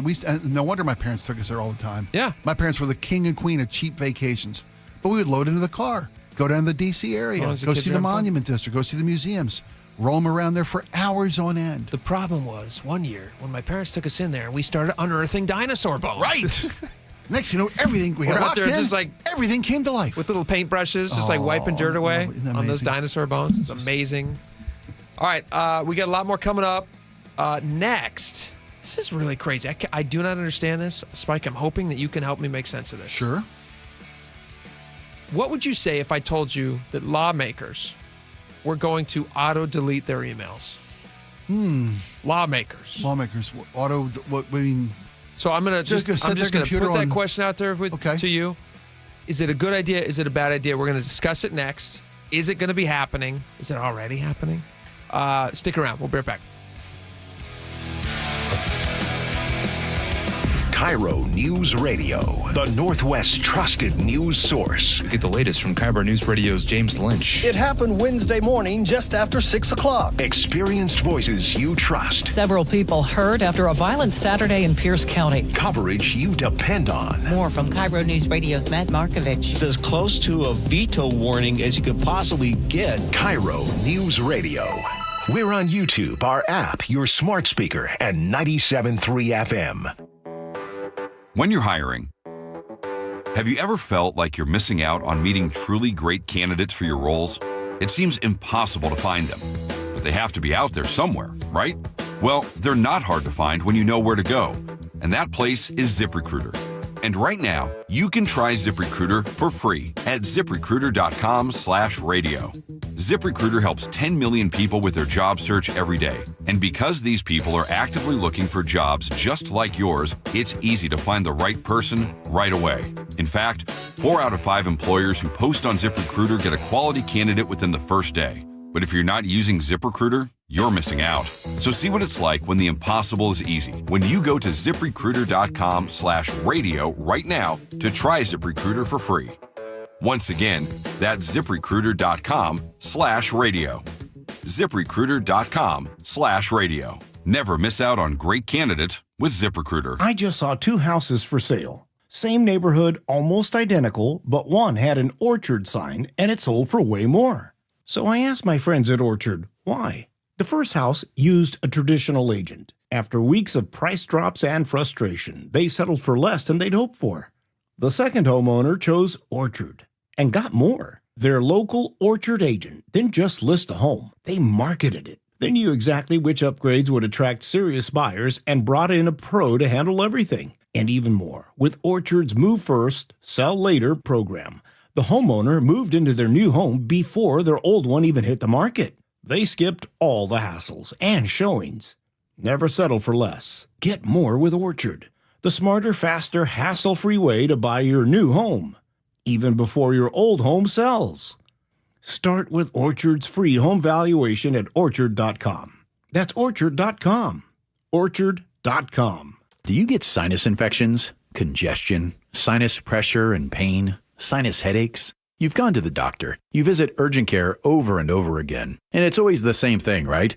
Oh, I know. Let's try antibiotics and some nasal sprays. But they just keep coming back. You may suffer with chronic sinus infections. The good news? Relief is possible. How? A minimally invasive procedure called the Sinusoft procedure, available only at the Modern Nose Clinic. Imagine a procedure so delicate there are no narcotics. Less cutting means less bleeding, so no packing, and no operating room. The Sinusoft procedure is designed for the clinic. If you suffer with chronic sinus infections, facial pain, pressure, and congestion, find out if the Sinusoft procedure, available only at the Modern Nose Clinic, is the solution for you. Call and set an appointment today. 206-388-2770. 206-388-2770. That's 206-388-2770. Hey, how's your money situation? Are you ready for retirement? Well, if you want to know what the pros are doing to make wealth multiply and retire like royalty, then you need to listen to this show, Sound Path Through Retirement, with Ben Koval and Matt Leibarger. Get your money right and tune in every weekend, Saturdays at 10 a.m.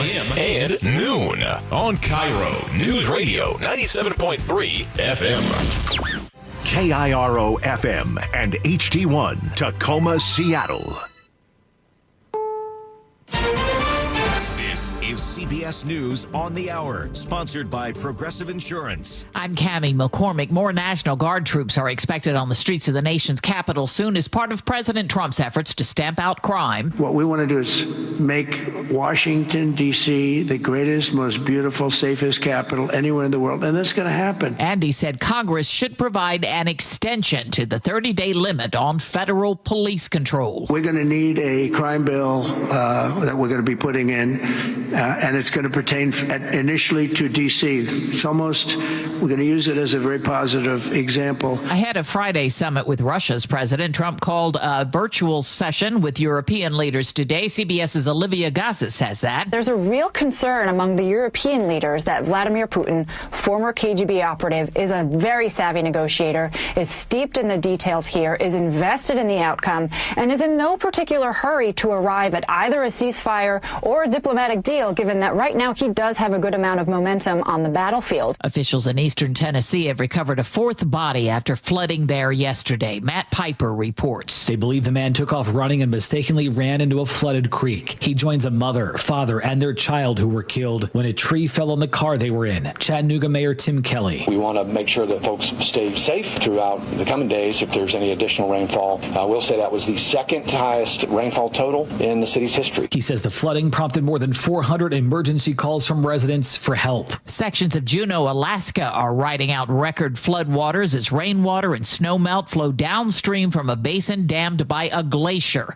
Allison Keyes is following that. This is an active and evolving incident. That's Ryan O'Shaughnessy at Juneau Emergency Programs, noting the river has crested, but there's still high water in some places. The record floodwaters were released by the Mendenhall Glacier just 12 miles from Juneau. Annual flooding has been on the rise since 2011. Temperatures in Israel were expected to break all-time records today. In southern Europe, wildfires have now killed 3 people. Forest expert Andrew Held. These conditions now come in a combination that produce very fast fires, very intense fires, basically fires that burn beyond the threshold of control. In southern Albania, a wildfire caused explosions after detonating World War II artillery shells. Dollar General is recalling some 8-ounce Clover Valley instant coffee. It could contain glass fragments. The coffee was sold in every state but Alaska and Hawaii between July 9th and the 12th.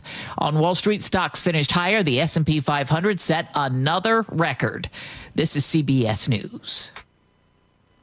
Progressive Insurance, with insurance for cars, home, boat, motorcycles, RVs, and commercial vehicles at 1-800-PROGRESSIVE and Progressive.com. Coming up, Seattle takes action after a double homicide in a park, but first we go to the real-time traffic desk. Starting in the South Sound, disabled semi blocking the right lane on northbound I-5 in DuPont. This is at Mount Road, the backup extending to Carpenter Road in Lacey. That's about a 6-mile slowdown. Right now, Olympia to Tacoma is 50 minutes. Heading the other way, Tacoma to Olympia is about 55 minutes. It is slow through JBLM. Up in Seattle, disabled car blocking the left lane on I-5 northbound. This is just north of Michigan Street. It's got a little backup at the north end of Boeing Field. And then, of course, you'll hit the brakes again at Mercer Street, I-5 northbound, approaching the Ship Canal repair bridge work. Heading into Seattle from the north end, that is about a 40-minute drive from Linwood to Seattle. Seattle to Everett's right now 1 hour. This report brought to you by KIRO Newsradio. KIRO News Radio 97.3 FM Northwest News. Now, the latest from KIRO News Radio and mynorthwest.com. Good afternoon. I'm Aaron Granillo. A homeless camp in North Seattle that was the scene of this week's double homicide has now been cleared.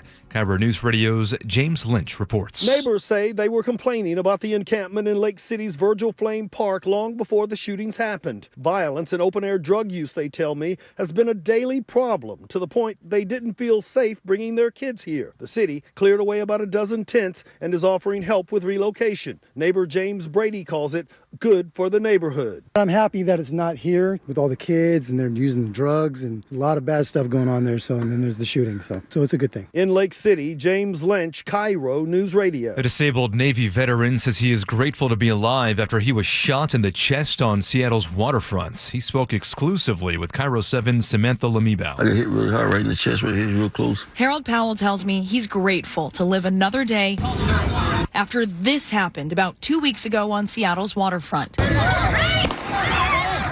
Prosecutors say the suspect, 32-year-old Gregory Tim, fired a gun at Powell's chest. Right here's the bullet hole. Powell thought that was the end for him. Now, prosecutors say Tim was accusing Powell of stolen valor. Pierce County Sheriff's Office is investigating a string of burglaries and vehicle prowls that happened early Monday in the South Hill and Graham areas. Investigators are looking for 2 suspects who they say took cash, guns, jewelry, key fobs, laptops, and garage door openers. If you have security video that could help, the Sheriff's Office wants to hear from you. Search is on yet again after another fugitive escaped custody at SeaTac Airport. KIRO News Radio's Luke Ducey reports. The Department of Corrections tells me they were transporting John Nino back to Washington from New Mexico when somehow the 20-year-old escaped custody, ran down a pedestrian bridge, and vanished near International Boulevard. He was wearing a red coat and gray sweatpants. He has a tattoo over his left eye. The DOC says Nino was wanted for leaving supervision on a burglary case. He is the third prisoner to escape from SeaTac this year. Luke Ducey, KIRO News Radio. And your forecast now brought to you by State Roofing and Exteriors. Starting to see the clouds break up. We'll see some increasing sunshine and highs today in the mid-70s. Right now looking at 73 in downtown Seattle. I'm Aaron Granillo, KIRO News Radio. Your best source for local news, serving Western Washington and the world with a KIRO Newsradio app. Always streaming live on your smart speakers. You're listening to KIRO News Radio, Northwest News. It's the all-new Jake and Spike Show on KIRO News Radio. Welcome back to the show. 2 hours down, 1 hour to go. Lots of great stuff to talk about. Let's jump into it here. A lot of people were scratching their heads. You heard Aaron talking about it in his news break there. Third person has escaped custody while being transported through SeaTac. Nobody knows what's going on. Let's start right out. Hey, what happened? This guy was 20 years old. His name is John Nino. He is 6 feet 2 inches tall, 154 pounds. He has a very, very specific tattoo on his face. Now, Spike, let's put on our detective hats for a minute. Of course. Can we do this? You and I often solve crimes. We love doing this. Let's see here. We got an image of the guy. He's running away in through the. This is the parking garage that they have a picture of him. Came across the Sky Bridge, which is on the 4th level. Yes. As you go up to the ticketing area there, you cross the Sky Bridge, or between the ticketing and baggage claim, and next thing you know, you're off to the races. You're off to the races. He's running on his way toward the light rail station, but they don't say he got on the light rail. He just ran towards the light rail station. He was, according to the story that I read, he was also handcuffed, although he had no ankle restraints on, but he was handcuffed. But in the picture, he seems to be running pretty unobstructed. That is a clear shot of him not in hand. I see one. I mean, this is a classic running motion where Unless they got some new restraint that is like 5 feet between left and right hand, which doesn't make sense. No. Some new restraint which allows him to fully extend his arms and gain full running capabilities, hit his maximum escaping speed. Yeah.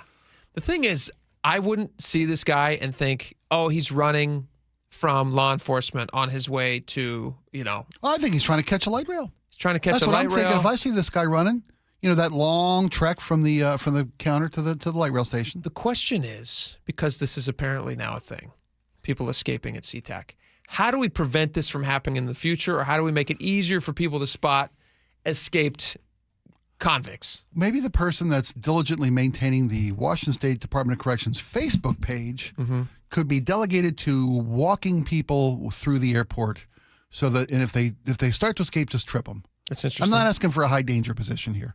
Just reach your foot out and then trip them up. That could be tough, though. That would be like a human spike strip. Yeah. Yeah. Or as we suggested earlier in the show today, how about ankle shackling this guy? You could shackle him. Yeah. You could just keep him locked up. That would be my suggestion. I'm with you. Just keep him from running away. They said in the early report we had said that he was handcuffed. Right? This doesn't look handcuffed to me. Doesn't look I mean, this is a Houdini-esque type guy right here. He is, well, first off, he was wanted on warrants in the state of Washington. Mm-hmm. He had already fled the state. They found him in New Mexico, transporting him back up. Unlike the last escapee, he was being transported by a private transportation company, like a bounty hunter type company. Yep. This was in the custody of Department of Corrections. Yes. And yet still. He has active warrants for 2 firearms possessions charges from last year, 2024. Mm-hmm. He was convicted in 2018 of second-degree robbery. Again, just a mere child at the time. He was 13 years old, very, very young. Yeah. So now, obviously he's running from the law right now. Excellent running form, by the way. He does. Not to be, I don't want to butter him up, but that's excellent running form. I would think he's a runner. If I'm looking at this picture, I would Tall, say, this guy's out for a jog. 6'2", 154. He's got a runner's build. He does have a long distance runner's build. Sure, absolutely. He also doesn't looks bode well for DOC. He looks like he's dressed for a jog. That would be my other question. Yes. If you're going to transport felons or people who are, I know where you're going. People who are on their way to answer for warrants out for their arrest. Right. Why are you dressing them like members of the public? Were we out of orange jumpsuits? An orange jumpsuit is the first thing I thought. I was like, why isn't this guy in an orange jumpsuit? Because if I'm seeing a guy run through the airport looking like this man in black sweats and a red and white running shirt, running coat, I'm thinking here's a guy that's looking for the light rail station. Yeah, I would envy the time he has on his hands to keep such a slim physique. Right. Because obviously he's prioritizing himself to run, which he's doing. I'd be like, oh boy, that guy's really running. He's running well. But if he was wearing an orange jumpsuit with maybe, I don't know, DOC stenciled on the back, I would say, I must be at SeaTac because this is where all of these felons escape. I'm thinking, are they filming what movie was it? Oh, I was right there. The Fugitive? The Fugitive 3? Yeah. Is that a young Richard Kimball? Is it like the prequel? Is this a young guy who's just running from the law? Why is this guy not shackled at the ankles? You shackle passengers in transport, or excuse me, prisoners in transport on a plane. Mm-hmm. You shackle them at the ankle and wrist in a plane where the worst you can get from you is maybe 400 feet away. Sure. And then he's looking at he's still inside the tube with you. He's still inside there. Got a chance to wrangle him back to a seat before the plane lands. The Even worst begins he can approach. Do is ruin a bathroom like that girl we talked about yesterday. Who, by the way, is it tomorrow? She's coming on with us tomorrow? Yeah, 1 She's o'clock going to be live with us tomorrow. Is she hydrated? I don't want to, I don't want to pass out there on the. Anyway, she's going to be live with us via camera. Wonderful. What a moment. She's really making. She's having a real moment. She's making. Let's make sure she's not in the restroom before we talk to her. Yeah, but this guy running, I agree with you. I think put him in an orange jumpsuit just until he gets to his destination. Then you can dress him in civvies again if you really want to. I'm saying shackle the ankles. How many people have to run from security, run from the escort, whether it's a private company or the Department of Corrections? How many people get to break free and run to safety, run to freedom? At least 3. And put our community in danger before we start shackling the ankles of these guys. It's at least 3. Right now, it's at least 3. All right, let's, speaking of endangerment and endangering the community, City of Seattle has ordered the closure of a homeless encampment. The encampment made news a couple of days ago. This was in the Lake City neighborhood. There was a shooting there. 2 people died. One of the people died on the scene. I believe he was 40 years old. The other guy was, I think, 33 and was transported to Harborview on his way to the hospital. And he died shortly after arriving at the hospital. Correct. Very sad story. 2 people died. They haven't given us any information about the suspect in this case other than the fact that this happened at a homeless encampment. So I would presume that he was also a homeless person. I don't know but it's not like a super far off guess. But they talked to, I believe this was KIRO News, they went out and actually talked to some of the people living in that community who have been begging the city to clean this neighborhood, to clean this park up. Right. This is a community park like every park is. It's a place where they're sending their own kids to go play.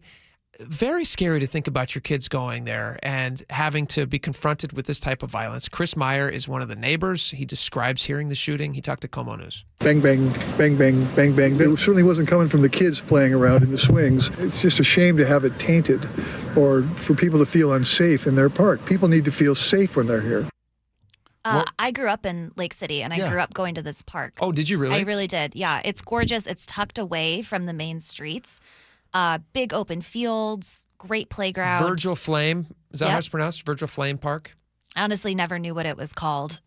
Laura's Park, we called it. It's just the park, yeah. When you're a kid, you live near an area. So you spent your childhood running around this? When you were growing up there, was homeless encampments in the middle of the park with drugs and violence a problem? Not at all. Not at all? Not at all. Did it feel like a safe place where your parents could let you and your sister run free? It felt completely safe, and hearing about this story, I can't even imagine how much has changed in the handful of years since I was a child running around in that park. Just a couple. It's so tucked off of the main streets, too, which I think is really interesting for an encampment. I feel like you normally hear about this kind of thing happening in a busier area. In busy city parks. Like Denny Park during COVID was, completely an encampment. But the fact that this is just surrounded by houses on all sides, it's not on any main streets, is just it's just different than the typical encampment setup that we see locally. Yeah, the problems are everywhere. They've come into our neighborhoods. My wife and I, we lived in Green Lake when we first had our first kid, and this is the reason we decided to move out of Seattle, is because at that time Green Lake had one. I mean, do you remember where the old? It was on the water. Do you remember where there used to be there still is like a pavilion over there, but it's where they do the boat races start over there, and they do. Oh yeah. You know what I'm talking about? The water pavilion. They used to with the little concrete stands. Yes, the concrete stands. Yep. Oh, there used to be concerts there back in the day. There used to be concerts there back in the day, and back in like the 1940s or 50s or something, they had a full-on water show that they used to produce on Green Lake. What? Aqua something. Yes. What was it called? Aqua? Follies. This is really fun, Laura. You should look this up. I didn't even know this until like many years into living in Green Lake. That's where Seafair started, right? That was first boat race. I believe so, yeah. yeah. But they used to have these full-on produced water shows. Are you looking at pictures right now? Isn't it cool looking? They'd have like water skiers, and they would have all these amazing water displays, stage shows. Swim musicals. Literally on the water, on this like stages near the water. The Aqua Theater was called. Aqua Green Lake Theater. Aqua Theater. Thank you, Spike. That's it. You're the Diving, old Aqua Theater. high dive platforms. Led Zeppelin played at this place. What year did they shut it down? Does it say? Do you guys know this? You can text us, 888-973-5476. I want to say it was probably in the 1970s. Well, if Zeppelin played there, then Zeppelin played there. The Grateful Dead played there in 1969. Anyway, on that side of the park, there was a huge homeless encampment. It was disgusting. It was the kind of thing where they had all of these generators the city had hooked up to give people power and electricity.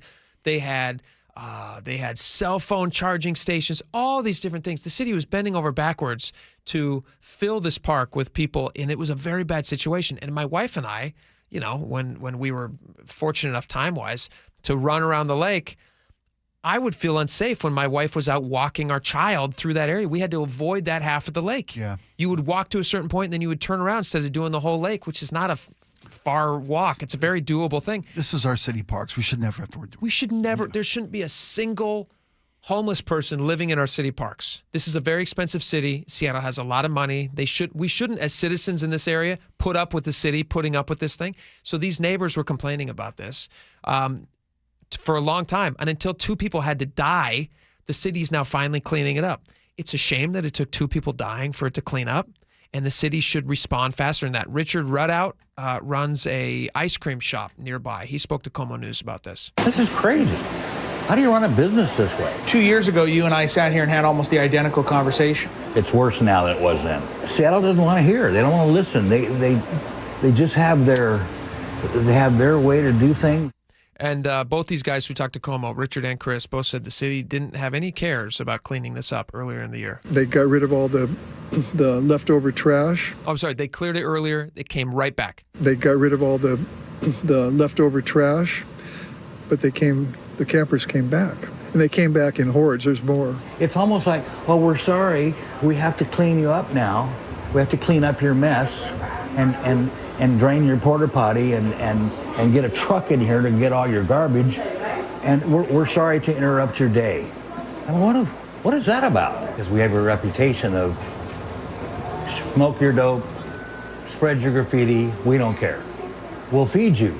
We'll give you clothes. We'll reward you for bad actions. Despair. That's what's happening. Well, you can hear it. Because there's no action that we can see from the powers that be. You can hear it in his voice. The heartbreak. You can hear it. That keyword there, despair. Yeah. And you know what? I don't even think you can make a lot of people always try to make things political. I don't even think this is a political thing, because I don't think Democrats and I don't think Republicans, nobody wants this type of stuff in their neighborhood. They just don't. Agreed. Thank you. Yeah. They don't want it. And so for whatever reason, though, and I don't know why this is, maybe you can help me understand this, Spike, but for whatever reason, you have people in Seattle, like Mayor Bruce Harrell or political leaders, city council members, who are willing to put up with this stuff until two people have to get shot and killed. Well, Jason had a piece, was it 2 weeks ago, I think it was, with the the kindness. We err on the side of kindness and how it doesn't help anybody. Is that kind though? No, I'm agreeing with that. But that was this. Sorry, we have to intrude on like the resident so beautifully surmised. Sorry, we have to come in and clean up all your garbage and stuff. Get back to your bedroom.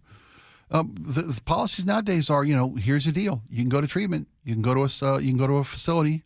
You can go to a homeless shelter. Yeah, or you can go to jail. Yeah, enforcement. Us allowing you for the sake of your dignity. We don't want to. We want to live and let live. It's doing them no good. It's doing the city no good, and people are dying. Also, to think about, I see so much of I'm always thinking about what my kids are seeing when you think about situations like this. We've tried to protect them, insulate them from knowing that this part of the world exists. Yeah. Which is why we removed them from that environment, and we are trying to raise them. Honestly. We've worked really, really hard to not let my very young children to even understand what drug addiction is.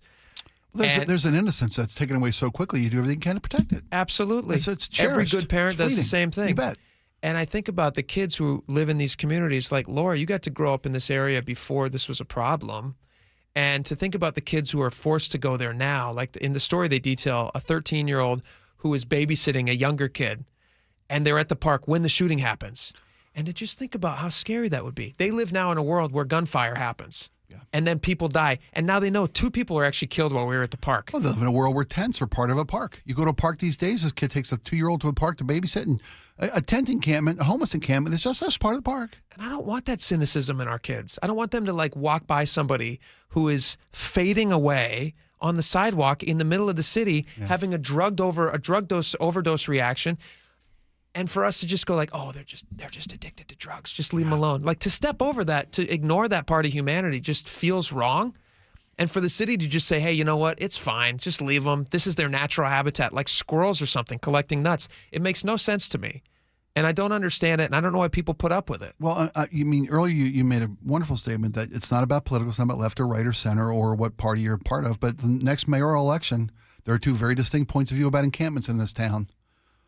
And the incumbent has done a pretty decent job of clearing out encampments, made a campaign and a administrative priority. The challenger says, no, let's not remove any encampments. It's until we have a bed for all these people. Let's not disrupt the encampments in our city. So I mean, I don't know how you can argue. I don't know how you can argue with leaving them there and letting this fester. Leaving them there and then people dying. This makes no sense to me. I'm with you. Which is why a lot of people make the decision to get out. Yeah, that's not dignified. That's not being kind to anyone, just to let them live in squalor and die because some person runs at them with a gun. It's crazy. So the city is closing down the park itself, right? Is that what's going on? They close down the encampment. They're closing the encampment. I want to make sure I get that right. The park's going to be open, but they're going to eliminate the encampment. They're going to get rid of the encampment. For the second time this summer. This is the second time they've done it. Okay. So odds are it comes back, but maybe this one's gotten a lot of press, so maybe this one doesn't come back quite as fast. Well, and again, you hear Lake City, you think about that big drag with the Dick's Burgers and a lot of, car sales. This was behind Dick's, right? But this is in a neighborhood. This is bordered by homes, this park. Yeah, it's up by 123rd. Yeah. All right. Well, watch out if you're in parks. Be careful. We got a lot more coming up. Stick around. Gas prices in our state, very high. I don't know if we just want to whine about gas prices all day, though. They're very high in Washington. Should we talk about that email thing? The state's email, the proposed return to... Yes. Let's do that, because I need you to straighten this one out for me. I was hoping you'd straighten me out on it. Oh, boy. Let's both get straightened out on it. Fair enough. All right, we'll be right back.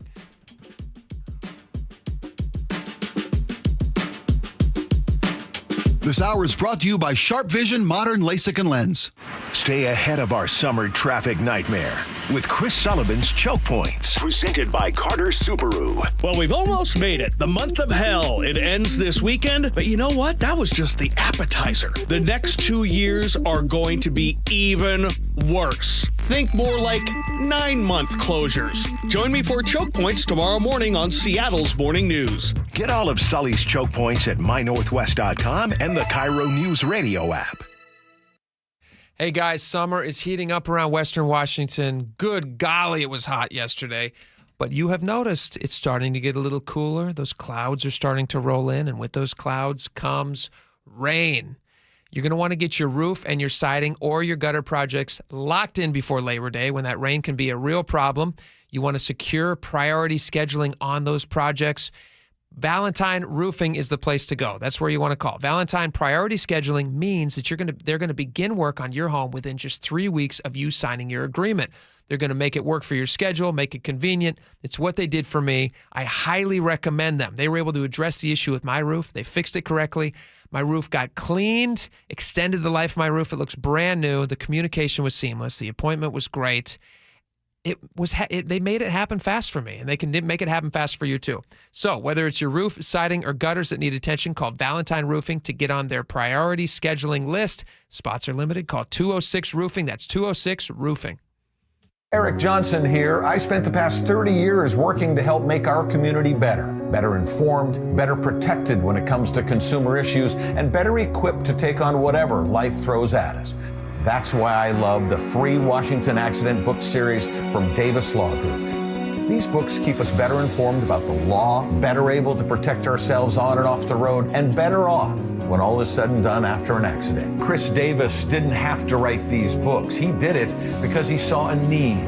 People who were in accidents or other legal situations didn't know what to do, what pictures to take, documents to request. Only a tiny fraction of the people who get these free books will ever become clients of Davis Law Group, but that's not the point. Chris wrote them because it was the right thing to do. The free Washington Accident book series is a must-have for drivers who want to be prepared for whatever the road might throw at them. Get yours at WashingtonAccidentBooks.com. Throw down to second base, tagged by JP on the money, and he is out. Home. Home is your domain, where you know every inch like the back of your hand.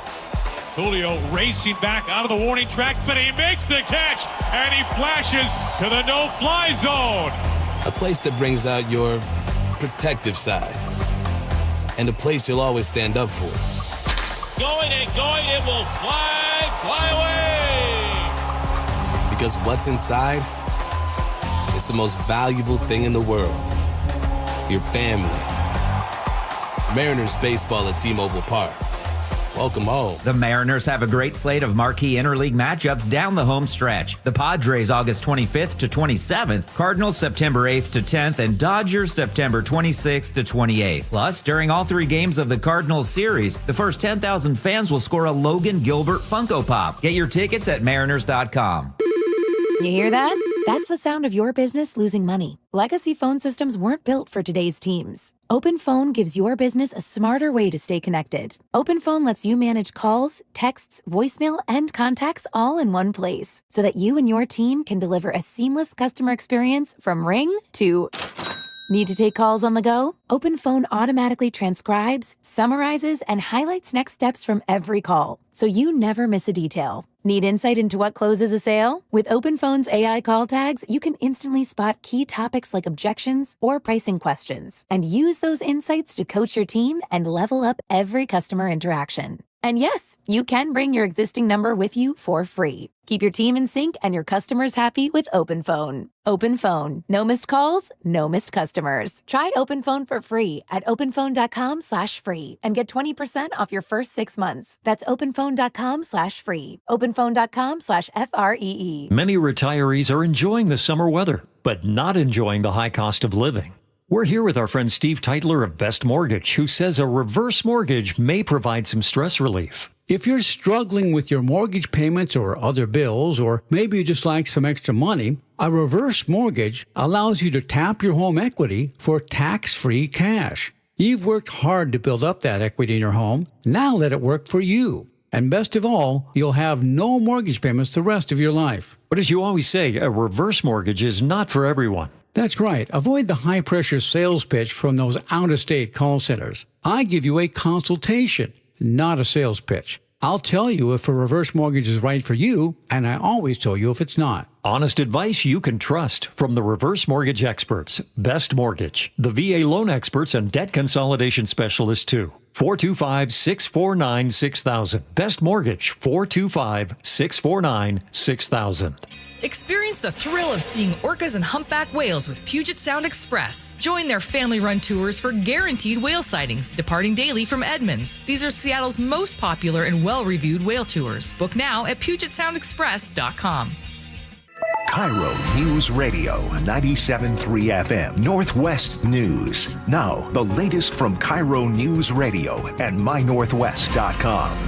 Good afternoon. I'm Aaron Granello. The number of immigration arrests in our state is now dropping. This follows a record-setting month in June. KIRO News Radio's Luke Ducey has the updates. The 277 ICE arrests in June were double any previous monthly total under the Trump administration. At the time, ICE Director Camilla Walmsley called for more agents. I'm hoping that we will be getting more staff to get more boots out on the street. Now, according to the University of California's Deportation Data Project, combining June and July data, ICE arrests have dropped overall by 25%. Homeland Security has accused the researchers of cherry-picking data to peddle a false narrative.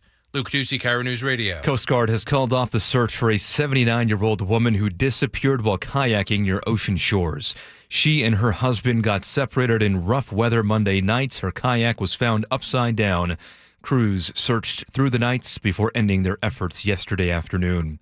A man charged in connection with a deadly hit-and-run in Skyway earlier this summer faced a judge this morning. KIRO 7 TV's Renji Sinha reports. He's accused of being heavily intoxicated, and when he hit a parked truck with his RV, he hit it so hard that it moved, hitting and killing a woman in Skyway last month. Just want to make sure that justice is done. The son of Susana Garcia Perez, Dan Robles, addressed a King County judge during the arraignment for Daniel Hayes. Judge set Hayes' bail at $250,000.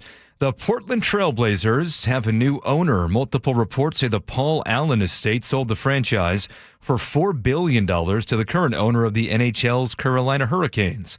Sources say he intends to keep the Blazers in Portland. Well, today is day one of the Little League World Series in South Williamsport, Pennsylvania, and the team from Bonnie Lake is there. CBS's Tom Spicer is covering the event. It's wonderful that they're here. I mean, they were here in 2022. And you just never know what happens at the Little League World Series. Bonnie Lake will play its first game this Friday. Now to the real-time traffic desk. This report is brought to you by Seattle Sports. We are finally all clear down in DuPont. That's where a semi was blocking a lane at Mount Road. Traffic is still backed up pretty good all the way to College Street in Lacey. Right now, Olympia to Tacoma is 1 hour. Also about 1 hour going the other way from Tacoma to Olympia.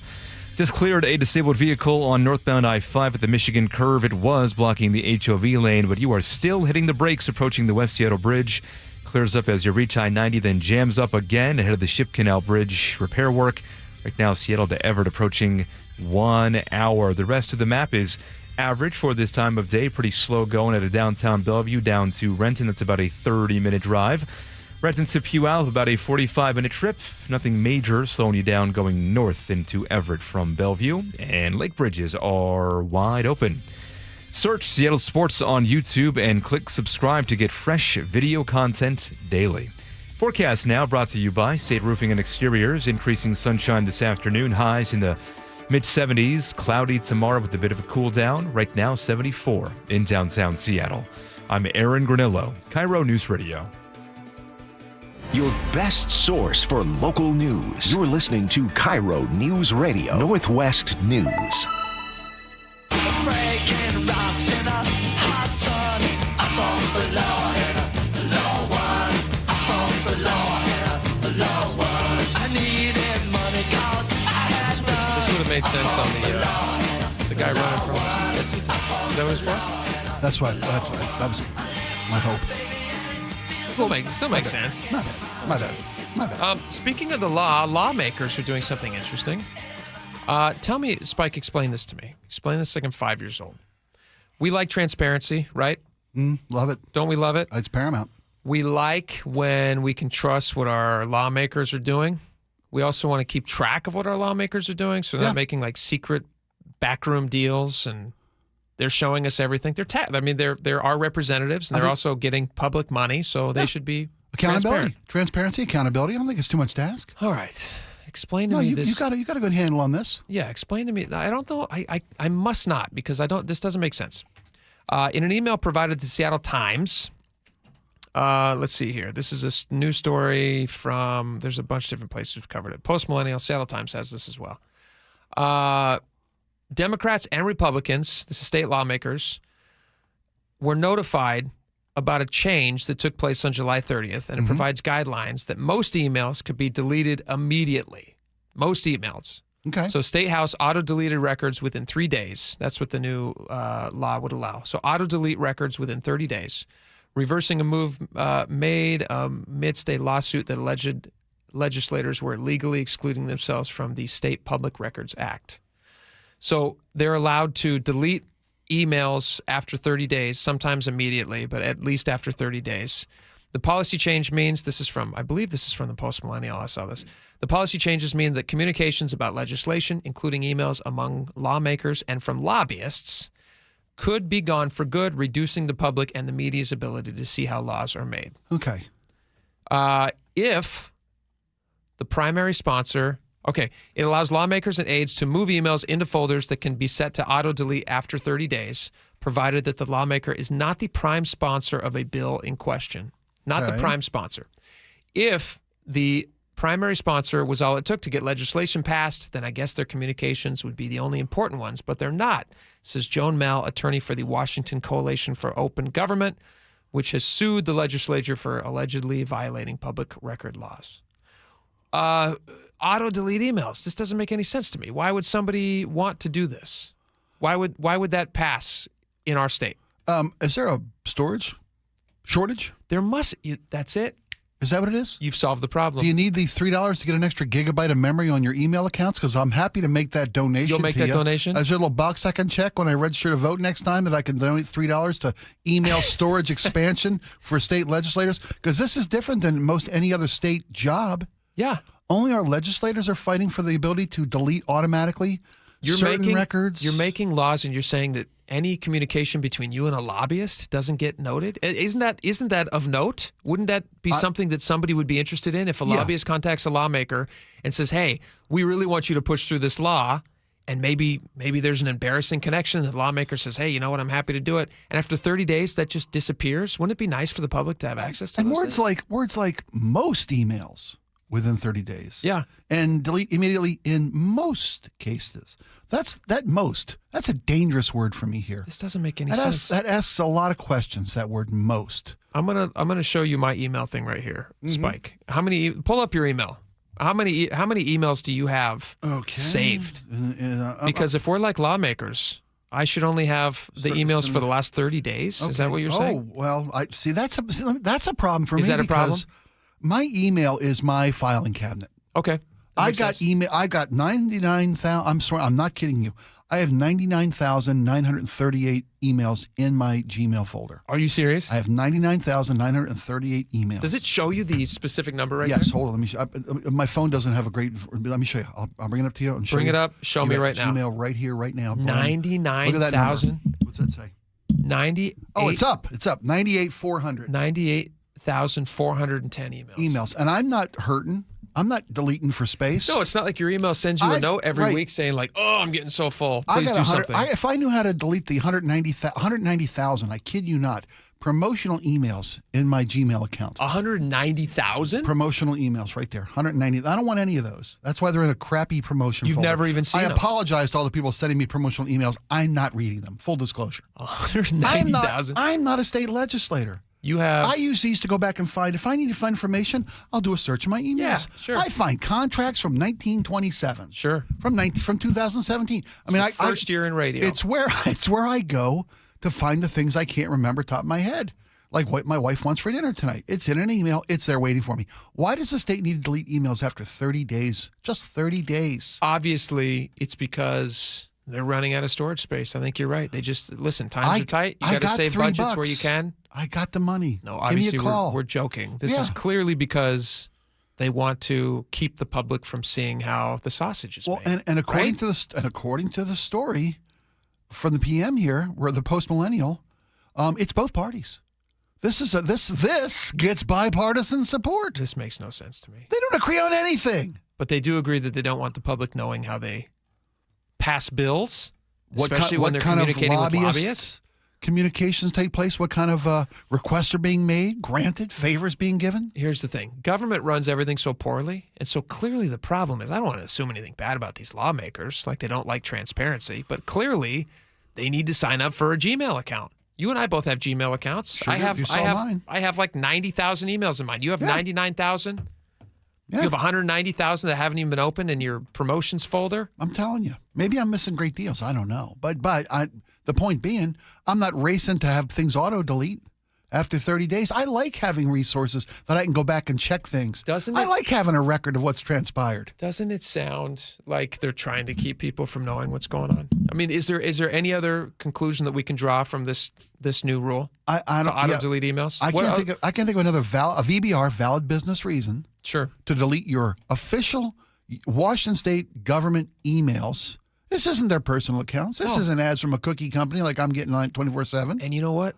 I don't even need to have access to their personal accounts. I don't think we should. No, not at all. If they're private and you're doing things that are outside of outside of your job, sure. Great. Dress up like a bunny on the weekends. Whatever makes you happy. I hope that's not happening. Whatever. But I'm whatever. not passing judgment. I would, but yes, that's fine. That's why you don't need to let me know those things in the private emails. But if it's a public email, it doesn't make sense why they would want to delete it after 30 days. The only thing that makes sense is that they're trying to keep secrets that they don't want spilled. And so they say, hey, let's just delete it after 30 days. What a genius idea. It's a new law that was passed and went into effect July 31st. The state already had to settle public records lawsuit. The state has already paid. Which means if it went into effect on July 31st, then we only have 15, 16, 17 days, 17 days left before this new tranche of emails is automatically deleted. Boom, gone. Off in the ecosphere. You know what? The ether. Think about this. We just did the story earlier about that teacher in Mercer Island School District who had cases going back to 2015 where there was allegations that people were making against him, and they have emails that have been saved and then were passed along to the Mercer Island. Is it the Mercer Island Reporter? Is that the name of the outlet that broke that story? Mercer Island Reporter, I think. I think so. Yes. Yeah. They have those emails. Now, that helps back up the story and get to the grain of truth. Now, if we're just deleting all these things, bad deal. I mean, I understand that this has most emails in most situations. I understand there are emails that come and go and don't need to be archived forever. Who's deciding what is auto-deleted? It's just auto deleted. Let's Let's delete the ice cream social email that goes around once every quarter. Let's delete that. We don't need to save that. You don't need to delete anything. This is 2025. I get 1,000 emails a day that I don't even know come to my phone because it automatically goes to spam. And I've never deleted any of those. And my phone doesn't blow up and say, I can't hold any more of this spam. Please, please, please. Obviously, it's doable. I don't know why this is different with the government. So clearly they just don't want us to know what's going on in their emails, which makes me really want to look in their emails, actually. Here's the other thing that's difficult about this. It really does. If you fill out, because I've done this, and I think maybe this is one of those tricky things to trying to get past us, the only way to get access to these emails, even though it's our public right to see what's in them. Sure, we're paying their salaries. Those are our accounts. Yeah. You have to fill out your different public information request or whatever the FOIA is. FOIA? Yeah. Yep. Freedom of Information Act. Yeah. You have to fill those requests out. Those often take weeks and weeks and weeks. Now, if those things are all deleted, 30 days, then they're not even it's going to be impossible for them to ever have to turn over any email to the media. So I feel like this is just to keep the media from getting to know what's going on. How'd this get passed? And that's our job. How'd this slide past us? I don't like it. Spike, you and I can fix a lot of problems if they just let us do it. We're simple, common men, but we fix the problems. And this is a problem. Because we're not beholden to people. We're not beholden to lobbyists. Because there's no lobbyists emailing me that I'm then deleting. Ugh, crazy. All right, let's read some text messages next. I think that'd be fun. That will be fun. Let's read some text messages, get your take on these things. Bring blood pressure down a little bit. Yeah, bring the blood pressure down. Stick around. We'll be right back.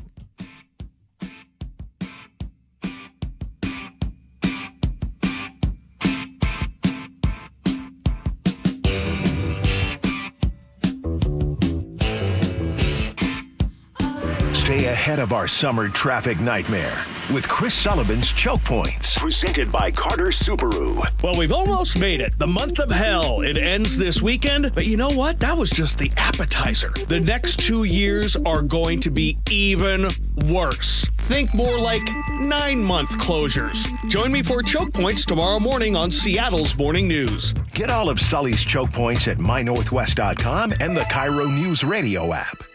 Are you trying to buy a new home, or are you a local real estate agent seeking financing for a client? We're all tired of dealing with banks, credit unions, and endless guidelines. Wouldn't it be nice to go back in time when we had common sense lending? Hi, I'm Scott Rureka, CEO of Legacy Group Capital based in Bellevue. We are one of the largest local private portfolio lenders in Washington. We've helped thousands of home buyers and real estate investors reach their financial goals by leveraging the Legacy Common Sense borrowing platform. What that means is we lend our own money, we make our own decisions. If your deal makes sense, we'll get it done. Whether you're purchasing a new piece of real estate or refinancing an existing loan, bridge loans, construction, or regular home loan, it doesn't have to be as difficult as banks and lenders make it. If you're trying to grow wealth through real estate acquisition, come talk to the experts in private lending. Call 425-635-4700 or LegacyG.com. Legacy Group Capital, your common sense lender. LegacyG.com. This is the story of the one. As a lineman, he does whatever it takes to keep the power on in his community. And he wants a partner like Grainger who does the same. Grainger offers the professional-grade products he needs, from voltage detectors to harnesses to hard hats, plus fast, dependable delivery, so he can rise to every challenge. Call 1-800-GRAINGER, click Grainger.com, or just stop by. Grainger, for the ones who get it done. With Progressive's Home Quote Explorer, you can easily find the right home insurance for you, even if it's not with Progressive. But if you don't choose us, then sure, okay, it's not going to work out. We're not going to cry about it or stay awake wondering what our future together would have looked like. We can't get emotionally invested even if it sounds like we are. Progressive's Home Quote Explorer allows you to easily compare home insurance rates and coverages in one place, even if it's not with us. Progressive Casualty Insurance Company affiliates and third-party insurers. Comparison rates not available in all states or situations. Prices vary based on how you buy. I love you. I shouldn't have said that. An illegal alien from Guatemala charged with raping a child in Massachusetts. An MS-13 gang member from El Salvador accused of murdering a Texas man. A Venezuelan charged with filming and selling child pornography in Michigan. These are just some of the heinous migrant criminals caught because of President Donald J. Trump's leadership. I'm Kristi Noem, the United States Secretary of Homeland Security. Under President Trump, attempted illegal border crossings are at the lowest levels ever recorded, and over 100,000 illegal aliens have been arrested. If you are here illegally, you're next. You will be fined nearly $1,000 a day, imprisoned, and deported. You will never return. But if you register using our CBP Home app and leave now, you could be allowed to return legally. Do what's right. Leave now. Under President Trump, America's laws, border, and families will be protected. Sponsored by the United States Department of Homeland Security. Bathfitter just hit a big milestone, 42,000 installations in Western Washington. To celebrate, Bathfitter's offering payments as low as $125 a month. Ursula Royteen here. I chose Bathfitter Northwest because they work here, they live here, and they love making bathrooms better for their neighbors. Custom fit tub and shower solutions are installed in as little as one day, and every installation is backed by a lifetime warranty. Call Bathfitter or visit bathfitternw.com to schedule a free consultation. This special offer won't last. Tune in each Tuesday morning for KIRO's Financial Update, sponsored by Madrona Financial. Each Tuesday at 6:45, Charlie Harger talks with CPA Brian Evans about what's going on in the financial world and how that affects you. Get the latest information and updates that impact your ability to navigate these financial times. Charlie and Brian discuss the stock market, retirement planning, interest rates, and anything else that will help you understand what's going on in your financial life. Tune in every Tuesday morning at 6:45. Hey, it's John Curley with Dr. Kopstein from K2 Vision RLE. Doc, I heard that 50% of Americans have their lenses replaced by the time they're 75. That's exactly right, John. As we near 50, our eye's natural lens starts to become dysfunctional. If you've now added readers to your need for glasses and contacts, it's a sign the quality and function of your natural lens is fading, and it's a steady decline towards cataracts. Don't go another 20 plus years with poor vision, hassling with contacts and readers. Do what I did. Choose a quick, painless refractive lens exchange from K2 Vision RLE and start enjoying great vision now. Our new lens technology is truly amazing. After replacing over 100,000 lenses, we have the experience to guide each patient to their best solution, even if that's recommending you wait a little while before RLE. K2 Vision RLE can restore distance and near vision permanently, plus never develop a cataract. Read the reviews and schedule a free Zoom consultation now at k2visionrle.com. If you want thick, healthy, gorgeous hair, then you need Hair Volume from New Nordic. Available online at Amazon and newnordicusa.com or in the hair care aisle at your local CVS. Hey, this is Pete from Home Matters. Tune in this weekend when we'll talk with local business owners about everything in and around your home. Join us on Saturdays from 2 to 3 right here on KIRO News Radio or listen to the podcast on mynorthwest.com. Hey, college students, Safeway is giving you 5% off. That's right. Junior colleges, tech schools, universities, just verify your student ID in the app, unlock exclusive deals, and shop on the app or in person. Better yet, subscribe to Fresh Pass to get free delivery and other special offers. Remember, if you use EBT, Fresh Pass is 50% off and you get savings on fresh produce. For all the details, visit Safeway.com/4U. That's Safeway.com/FOR in the letter U. All right, welcome back to the show. Lots of stuff on the show today. You guys had a lot of opinions. We appreciate all the text messages on the text line, also at YouTube. Thank you so much. So we're going to read some of them now. Laura, start us off. On an escaped, now fugitive from SeaTac, Pam in Port Townsend says, if I'm ever arrested, I want the guards Nino had. It's a great point, Pam. You watch out, Pam. They got their eye on you. They don't have their eye on anybody. No, they don't. Doesn't sound like it. Joey says, just get Dog the Bounty Hunter to do this. Easy fix. He's a little long in the tooth now. I don't know if Yeah, he's is going he to be able still to keep up with this guy. I think he's sending endorsements. Is he still with us? Is Dog the Bounty Hunter still with us? Just get a shackle endorsement. Shackle the ankles. I'm sorry. Dog the Bounty Hunter. He's still with us? Yeah. 72 years young. Wow. That's generous of you. Matthew in Tacoma says he didn't run because he was scared. Sometimes you feel that when you got nothing going, you got nothing to lose. You at least have to try. I speak from experience. Been there, done that, left the T-shirt behind. You at least have to try. Did Matthew escape? That's what I'm Is reading into Matthew this guy? Is that his pseudonym? No. Matthew's got life experience. Rick the Plumber says, how about a remote-controlled glue and glitter bomb tied around the victim's neck? If he gets more than 50 feet from his agent, poof, he's now easy to spot. Like those YouTube videos. You see those, like the Porch Pirates? Love those. YouTube. Great. Those are fun. On government cameras in your neighborhood, Casey from Buckley says, when they make it impossible to be a cop and have a conscience, it's going to be hard to hire. Doesn't make RoboCop a great idea. We didn't take well to the NSA revelations, and we're going to allow this? This is a way to funnel money and increase control and fear. Interesting. Thank you, Casey. Dave in the 206 says, gotta pay to monitor those cameras too. But your point is very valid. Way too expensive. Yeah, they absolutely, it's all inside of a system, and it's like called real-time crime something. So it's already up and running. That's a lot of money. $27,000 per camera. So it's $1.8 million for 65 cameras. 65 and you did the quick math, and it's $30,000 a camera. Yeah, it's too much.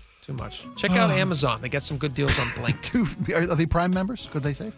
253 says these cameras are the exact reason why all tax money should be transparent on how it's being spent. Not only should we know exactly how much they collect on every single tax, but we should know exactly how much is being spent on those accounts for exactly this reason. Yeah. In this case, cameras to take away your rights for $30,000 a pop. Like you said, Spike, earlier, they should, if it's going to take away your rights, it should at least be a bargain. It should at least be cheaper. Save us money. Yeah, absolutely. Don't give me both ends. On dinosaurs and fossil hunting, 425 says Seattle was underwater. Just sea creature fossils. Interesting. Okay, very I cool. went to part of Utah that was also underwater. It was an ancient sea and just surrounded by fossils. I got an oyster fossil there. It was very fun. Isn't that interesting? I was just in, we were just in Montana recently, and we went to this cave system. Forget the name of the cave system now. But it's way up in this mountain. And then you have to hike back into this man-made opening in this cave that's like 600 feet long through solid rock that they opened up in the 1930s, and it's still running. It's a national park now.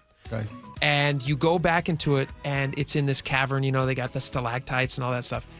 And while we're walking through, she goes, yeah, we have a bunch of like sea creature fossils in here because this used to be filled with sea creature fossils. Water, yeah. We're like a mile up in the middle of the desert. Are those dolomites, they call those? Those like, yep, okay. Yeah, it was, anyway, it's amazing. Amazing stuff. Nautical looking things. All right. And Laura in Pierce County says, Jake, were you talking about Treasure X toys? And if not, you should check them out. My son loved those. I Googled them. Do you know what that is? It might have been Treasure X, where you can dig for little dino things. Yeah, and they give you like it says the little... like real gold inside. Yeah. We've done a few of those. Those are fun. You can make them at home, you know.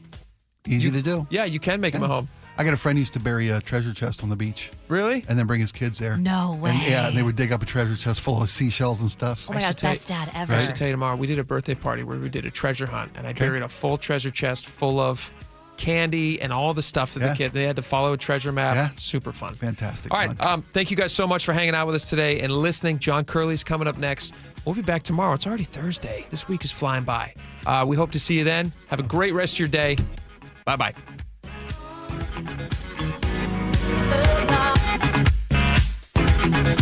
KIRO News Radio, the Northwest's trusted news source. Get the latest from KIRO News Radio's James Lynch. It happened Wednesday morning just after 6 o'clock. Experienced voices you trust. Several people hurt after a violent Saturday in Pierce County. Coverage you depend on. More from KIRO News Radio's Matt Markovich. It's as close to a veto warning as you could possibly get. KIRO News Radio. We're on YouTube, our app, your smart speaker, and 97.3 FM. This is the story of the one. As a safety manager at a manufacturing plant, he does everything he can to keep his coworkers safe. From finding ways to reduce risks to keeping safety supplies in stock. And for that, he relies on Grainger. Grainger offers a broad range of quality products and next-day delivery, so he can always play it safe. Call 1-800-GRAINGER, click Grainger.com, or just stop by. Grainger, for the ones who get it done. I'm Ed Evans, CEO of Consumer Cellular. We're dedicated to serving people 50 and up, like me. Our needs are different. Big Wireless wants us in an unlimited plan, but if you're not using all that data, you're probably getting used. At Consumer Cellular, we're focused on affordable, reliable plans, including data that suits your needs, not ours. Our plans start at just $20, and you'll get the best customer service in the business. Call 1-888-FREEDOM, visit consumercellular.com/fax or a store near you. Plans include $5 credit for auto pay and e-billing.